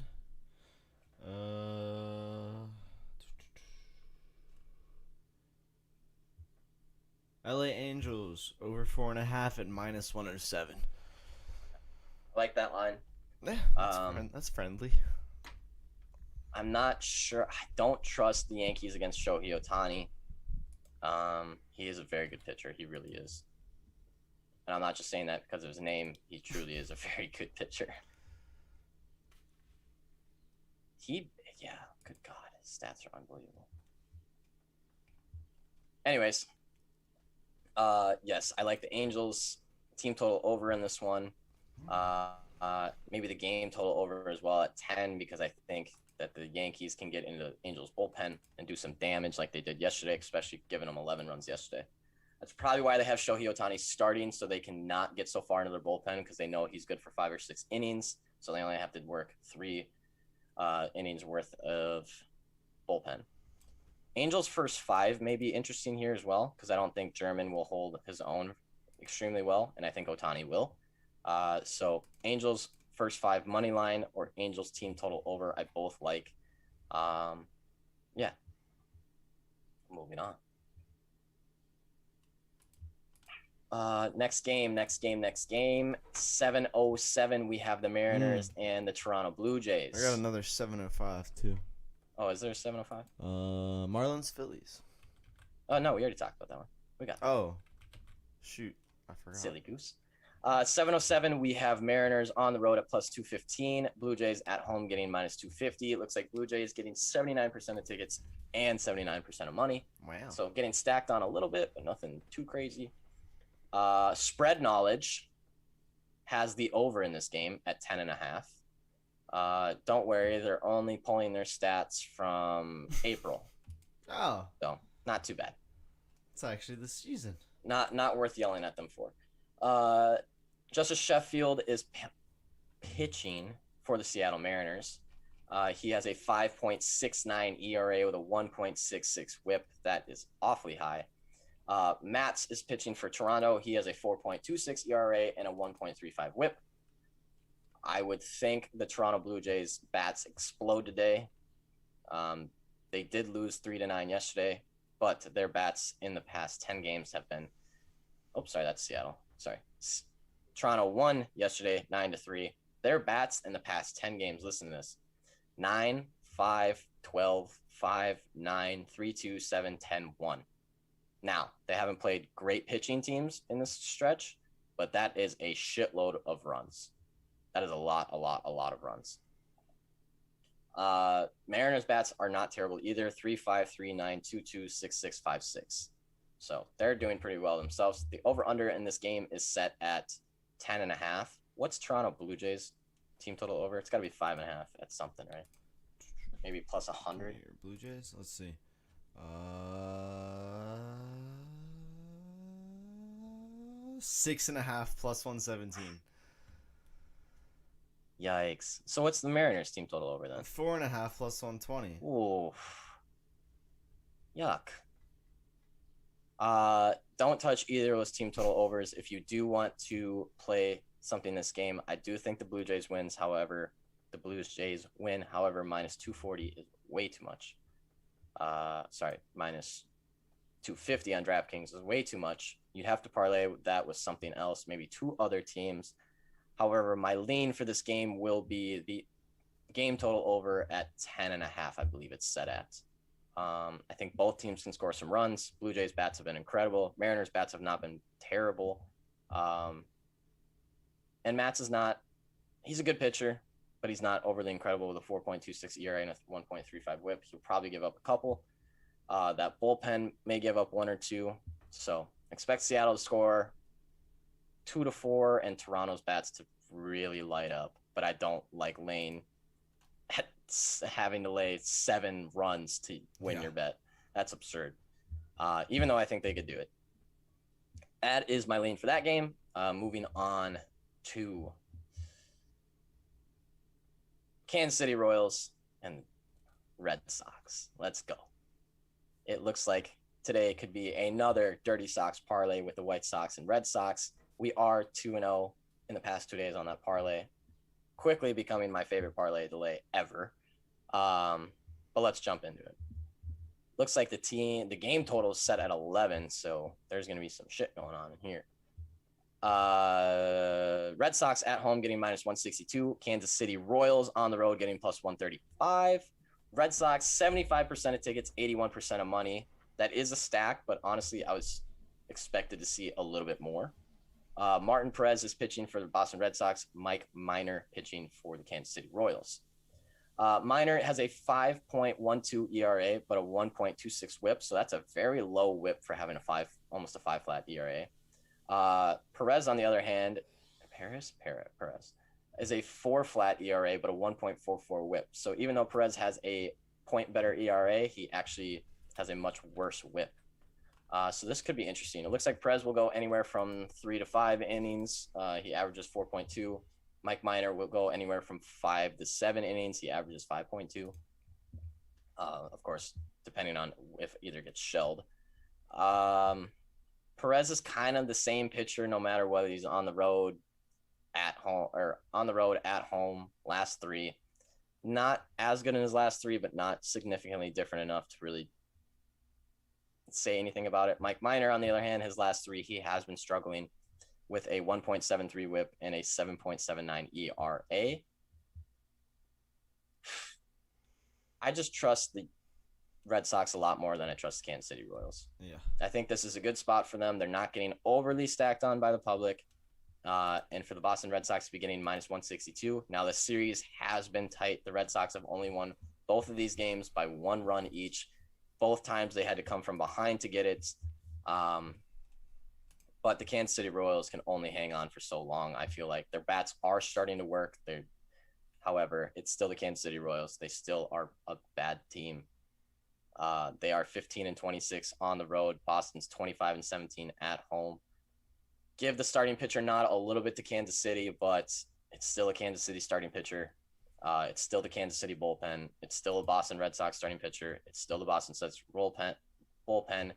It's still the 3rd best offense in the league with the Boston Red Sox. I just think you lay Boston Red Sox, and I'm going to parlay it with the White Sox because I'm hitting that parlay again. The Dirty Sox parlay is a real thing. Round and 3. I love it. I will jump into that White Sox game momentarily. So that's Red Sox. I like that a lot. Moving on, we have another 7-10 game, which is the Padres versus Cincinnati Reds. Joe Musgrove on the mound for the Padres. Vladimir Gutierrez on the mound for the Reds. Let's see what our lines are here. It looks like the Reds as home dogs getting +160. Padres on the road getting -186. 78% of tickets on the Padres, 62% of money on the Padres. So Reds getting a little bit disrespected as home dogs. Let's check the pitching matchup. Joe Musgrove, very good pitcher this season, 2.22 ERA with a 0.84 whip. Gutierrez, on the other hand, is a 4 flat ERA with a 1.32 whip. So Gutierrez, not a bad pitcher himself, but Joe Musgrove, very good pitcher. Both pitchers are going to go average 5.2 innings, so anywhere between 4 and 7, depending on how they're pitching.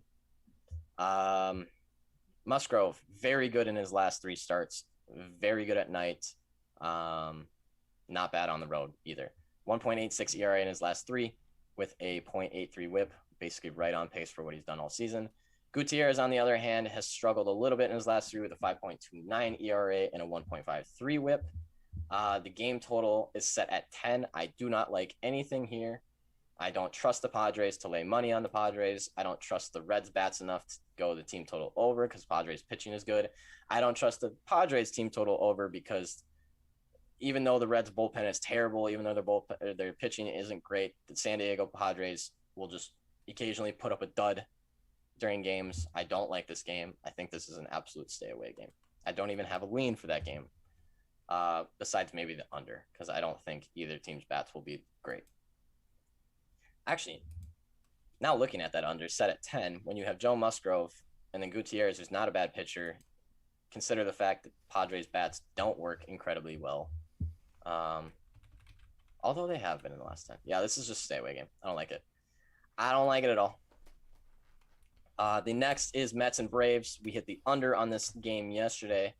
Hopefully we can hit it again. Looks like David Peterson versus Max Fried.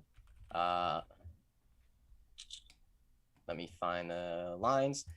Atlanta Braves getting -155 at home. Mets getting +133 on the road. 72% of tickets belong to the Braves. However, 69% of money, nice, belong to the Mets. Let's take a look at the pitching. Looks like David Peterson, we have a 4.95 ERA with a 1.32 whip. Max Fried is pretty much the exact same with a 4.21 ERA and a 1.34 whip. Very, very similar starting pitchers, both probably about average pitchers, I'd say. Maybe a little bit better than average. Looks like Peterson is going to go 4 or 5 innings. Fried will go 5 or 6. Let's see how they've been doing lately. David Peterson's been playing incredible his last 3 starts with a 1.08 ERA and a 0.78 whip. However, very much struggles on the road with a 7.03 ERA and a 1.66 whip. So last 3, he's been great. However, on the road, he really, really struggles. Max Fried, on the other hand, has been great in his last 3 with a 2.37 ERA and a 0.89 whip. And he occasionally,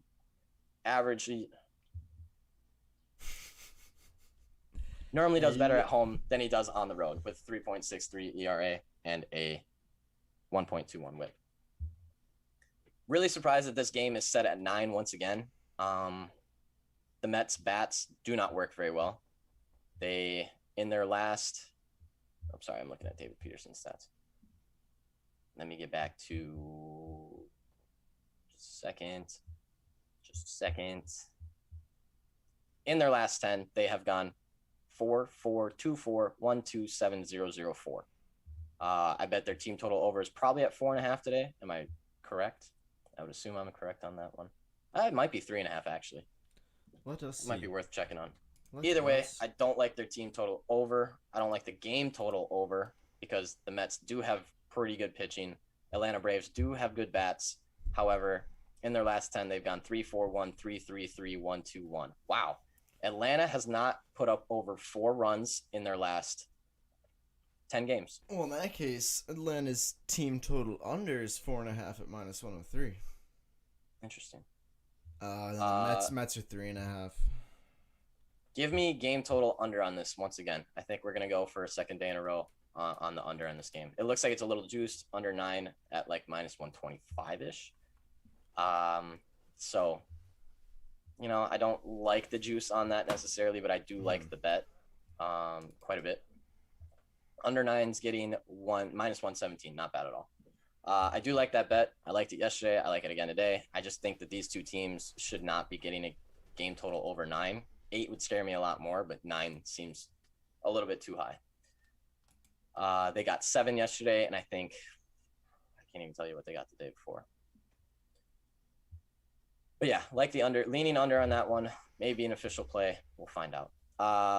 Twins, White Sox, 8-10. The second leg of the Dirty Sox parlay. We've got the White Sox at home, -125. Twins on the road getting +108. The only thing that does scare me about this game is the public is 83% of tickets on White Sox and 88% of money on White Sox, which does not make me feel great about it.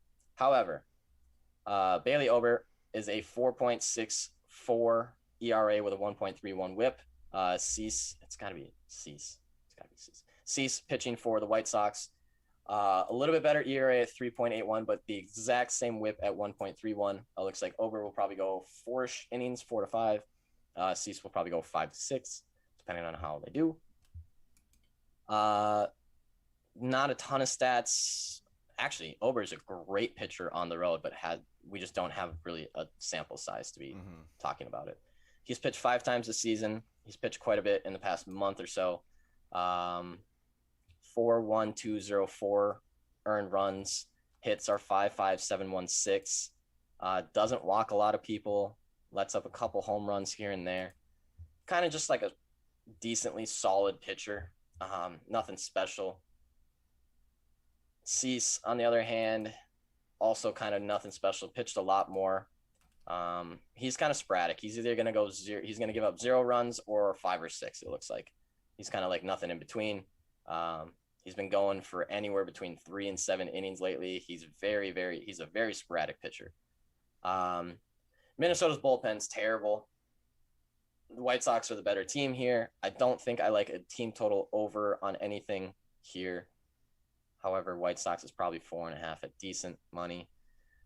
Just give me the Chicago White Sox to win here with the Boston Red Sox. I think we're running the Dirty Sox parlay back once again. Let's go. I'm going to guess it's going to be actually better odds than it was yesterday because both teams are not favored that much today. I bet it's going to be probably upwards of plus 170 today. It was plus 160 2 days ago, and it was plus 150 yesterday.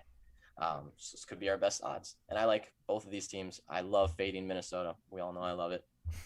And the Red Sox to beat Kansas City Chiefs. Yes, Kansas City Chiefs. The Royals. They probably I like would, that though, as well. in a game of baseball. Yeah, they probably would. 2 more games of MLB, and then we got WNBA, so don't leave yet. We're almost there. Luis Garcia is playing against Matt Harvey, Houston Astros versus Baltimore. Baltimore has been crushing the Astros out of nowhere. 2 games in a row, the Orioles have destroyed the Astros. Astros now getting minus 305 at home. Orioles plus 250 on the road. 84% of tickets on the Astros and 99% of money on the Astros. Because I'm guessing everyone thinks that there's absolutely no way in hell the Baltimore Orioles can sweep the Houston Astros. And I would agree with them, but not when it says 99%. Baltimore has beaten them 9-7 and 13-3. This will be the last game in the series. Baltimore Harvey is a 7.54 ERA with a 1.74 WHIP. Luis Garcia is a 2.83 ERA with a 1.1 WHIP. Can you tell me what Houston Astros team total over is? Because if it's anything, if it's 5.5 or less, I absolutely love that. Well, yes, Their bats should fire away today. They have been. You're gonna like it, man. 5.5 at minus 109. Not bad. I kind of expected worse, honestly. No. I really don't trust the Baltimore Orioles to score double digits on them again, even though I would take the game total over on this at 9.5 because I think the Astros could probably put up 10 themselves this game. I don't know. I'm stuck between taking Houston Astros team total over because they should shell Matt Harvey and then get into that bullpen and shell the bullpen too. I'm stuck between taking the team total over and the game total over at 9.5 at plus money. I just don't know if the Orioles can continue to score 8 runs a game. They're going to need at least 4 to hit they're going to need at least 3 to probably hit the game total over. And I just don't know. This is a weird, weird series. The fact that the Orioles are just crushing them. I don't know. My lean is both the game total over and Houston team total over. I will probably take one in VIP after doing a little bit more research. But those are my 2 leans on that game as of right now. The last game of the day is at 9:40. Texas Rangers taking on the Athletics in Oakland. We have Oakland at minus 200. Rangers plus 170. Rangers ended up winning the game 5-4 yesterday, which sucks because we had Athletics over 4.5. We also had Reds over 4.5, and they only scored 4 as well. And then we had the Brewers. The only 3 bets we missed yesterday were just so shitty. Athletics getting 77. Athletics getting 77% of tickets and 78% of money. Chris Bassett's on the mound for Oakland. Colby Allard is on the mound for the Rangers. Both great, very good pitchers. Both basically the same stats. Allard 3.33 ERA, Bassett 3.25 ERA. Allard 1.11 WHIP, Bassett 1.06 WHIP. Very, very similar pitchers. The game total is only set at 8.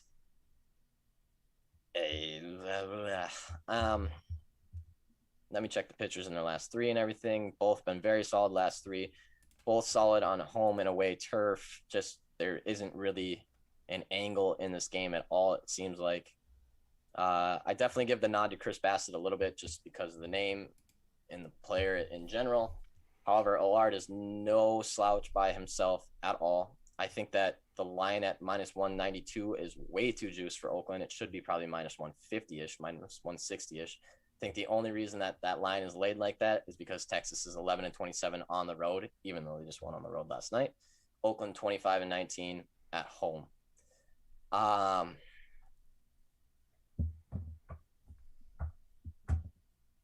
suppose Athletics are over 4.5 at minus 110, huh? I bet that's what it is. Which I don't necessarily not like.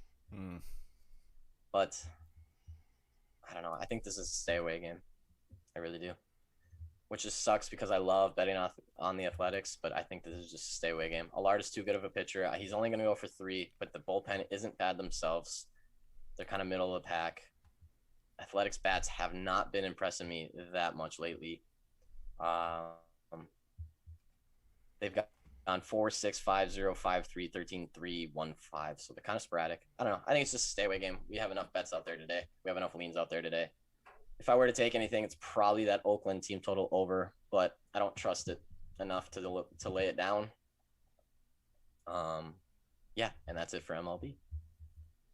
One more sport to go. The moment we've all been waiting for. Oh, baby. The big one. The people that have stayed, congratulations. Because you're about to get the WNBA picks. First of all, 3. We got 3, and I already know 2 of my leans tonight. First one, 8 o'clock. The Chicago Sky are going against the Dallas Wings.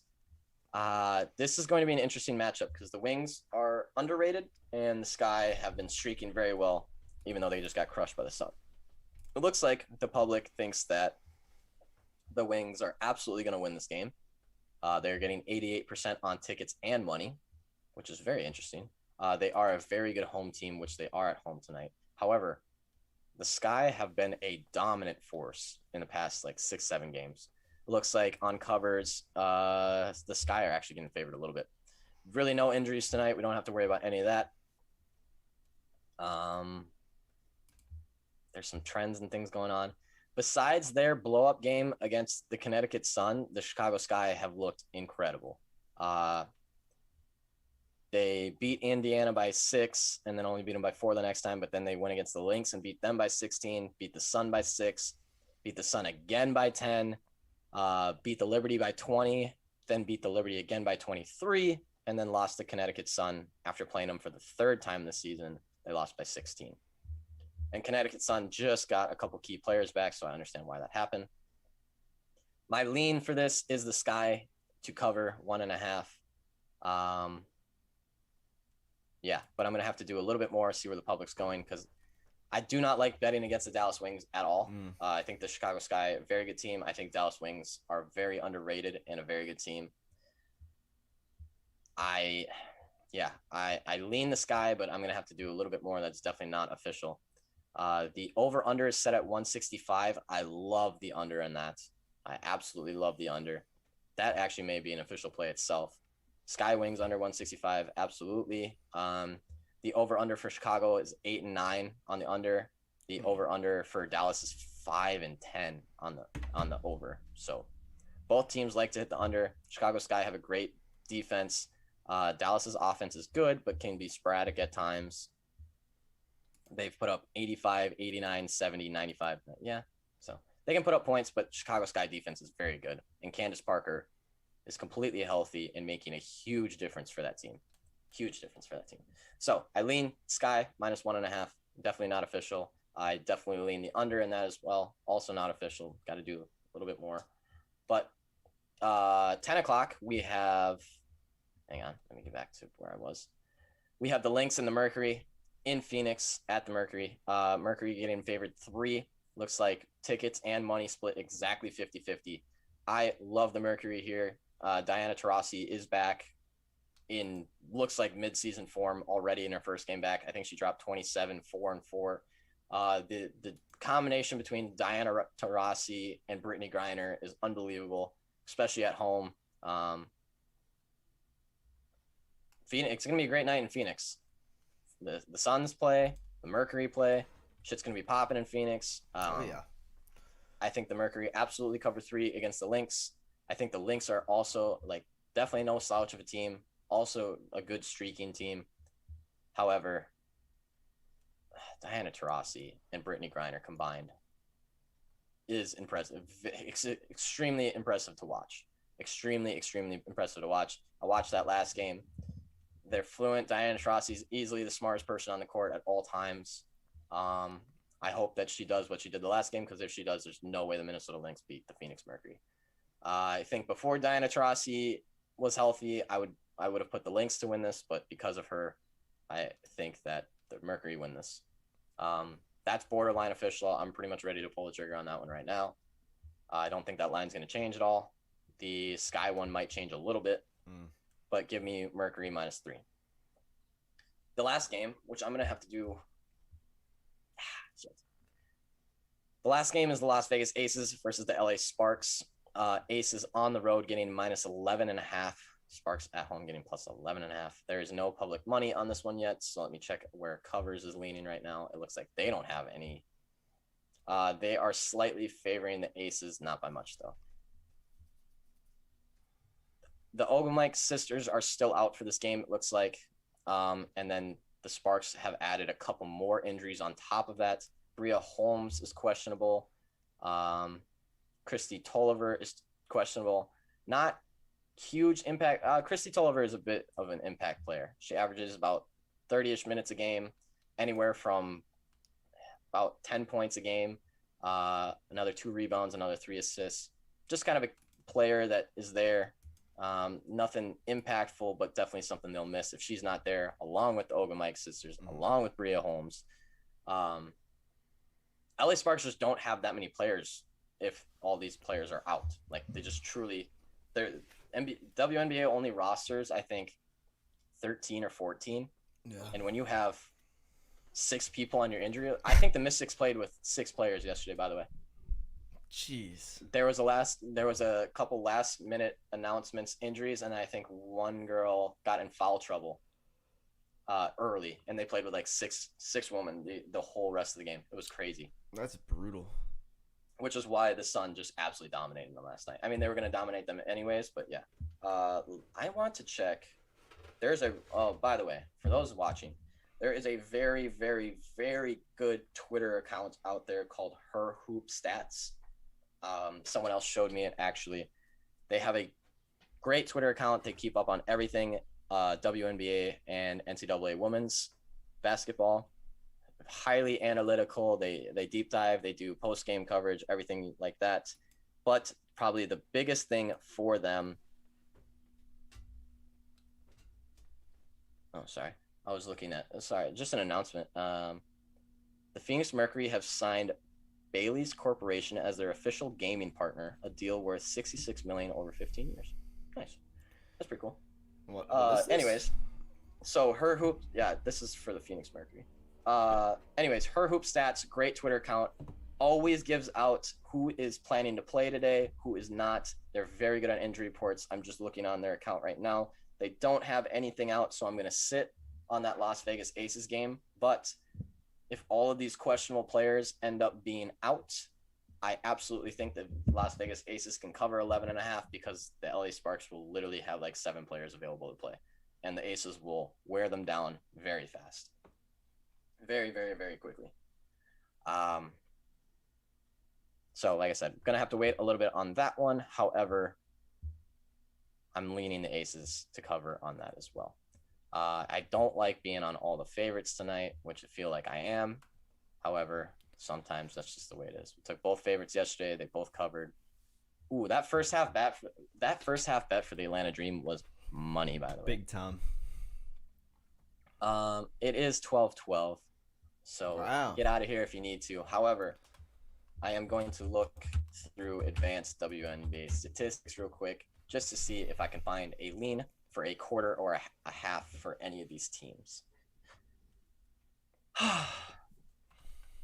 What a day, Sean. I'll say.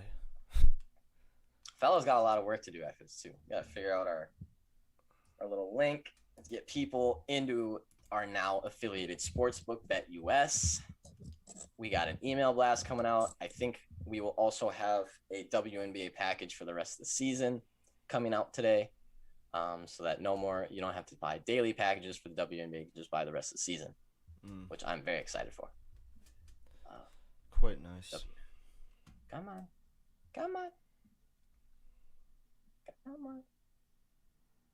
Advanced WNBA statistics does not want to load for me. I've had too. Sometimes that site just does not work. I've had trouble with it too before. Really? Yeah. Sometimes it just will not give you those stats. Oh, there we go. Now I got it. All right, let's go to. Whoa, this is players. Whoa. No. Players. Sortable team stats. Traditional. There it is. No. Advanced. There we go. Okay, advanced filters. Here we go. I'm gonna do first half. Let's run in the last 4 games because I like having a little bit decent. The recent stats. Okay, Dallas Wings are the number 1 net rating in the first half, with a plus 40.6 net rating. Number 2, however, in the first half is the Chicago Sky, who they are playing today. So really don't have anything there. Let's see home versus away because Dallas is at home.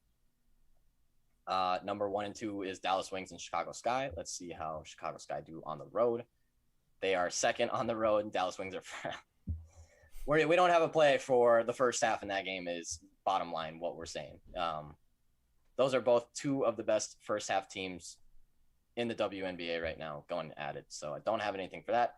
But let's check out the Mercury and Lynx because I believe the Lynx are terrible in the first half. I could be wrong. Let's go first half, last 4 games. The Minnesota, oh no, I was wrong. The Minnesota Lynx are a negative 13.3. The Phoenix Mercury are a negative 6.8. Let's check home versus away.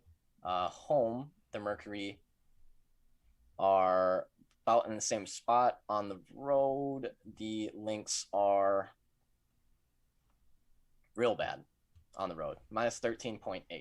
So if you want to get creative, a little crafty with your bet tonight for the Mercury one, you might want to take Mercury first half minus 1.5. I will probably just lay the full game total because I don't really trust it enough. Let's check the only other one for LA Sparks and Las Vegas Aces. Las Vegas Aces are 3rd ranked in the first half at all locations with 14.0 positive net rating, where the Sparks are a negative 8.5. Let's check at home and on the road because Aces are on the road tonight, right? Yeah. Yeah, Aces are on the road tonight. Looks like the Aces are still a very good road team in the first half with a positive 12 rating that ranks them 5th in the WNBA. Sparks, not good on the road. Let's see how the Sparks are at home in the first half. They're not bad. Definitely favor the Aces in the first half here, but that line is probably minus 6 in the first half. This is not bad, but I think as this game goes on, you will see the Aces probably do better based off of the injuries that the Sparks have, and if those other 2 questionable women tonight are out, that'll absolutely play into a factor later on in the game, as I would expect the Aces to run circles around them if they get tired. Now let me check RotoWire real quick, see if there's anything new. Christy Tolliver, questionable Wednesday. Playing lost, blah, blah, blah. God, dude, the Mystics are so hurt. So hurt. It's crazy. It's just like this whole injury report for the WNBA is all the Washington Mystics. Natasha Cloud, Maisha Hines-Allen, Elena Deladone, Erica McCall. Yeah, it's just absurd how many people they have out. But anyways, that is the WNBA. I don't know if there's really any good first half lines in there. Maybe the Aces if you were trying not to lay 11.5 full game line. But other than that, yeah, it's not bad. I like the lines tonight. WNBA should be good. Maybe only 2 official plays tonight because I'm kind of iffy on a couple of those, but there will definitely be at least 2, maybe 3 if I'm feeling it, you know. That is 12:17. We are way over our time. Thank you, everyone. Stephanie, especially for coming in the chat today, enlightening us a little bit, having some fun. Yeah. I saw the views go up quite a bit today, so appreciate everyone who tunes in. Remember, heyfellas.co, we have brand new merchandise, we got picks, we got packages, we got all the things you need. And let's not forget that we are now in affiliation with BetUS, available in all 50 states. 125% deposit bonus, 150% if you use crypto. That link will be on our Twitter shortly. And anyone who deposits and sends us a screenshot, DMs us a screenshot, will have a free month of VIP picks. How are you gonna argue with that? How are you gonna argue with that? You get the free money. You get a bit. You get free picks. money and free picks to use your free money on. Come on. I just punched my microphone by accident, but it could have been on purpose. That's how so excited dang excited.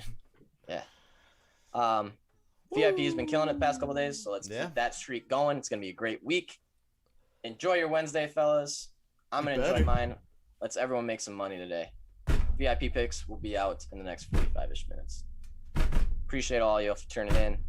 As always, we'll be back tomorrow, 10 to 12, for the fellas show. Let's break something. Win some money tonight, fellas. We'll see you tomorrow.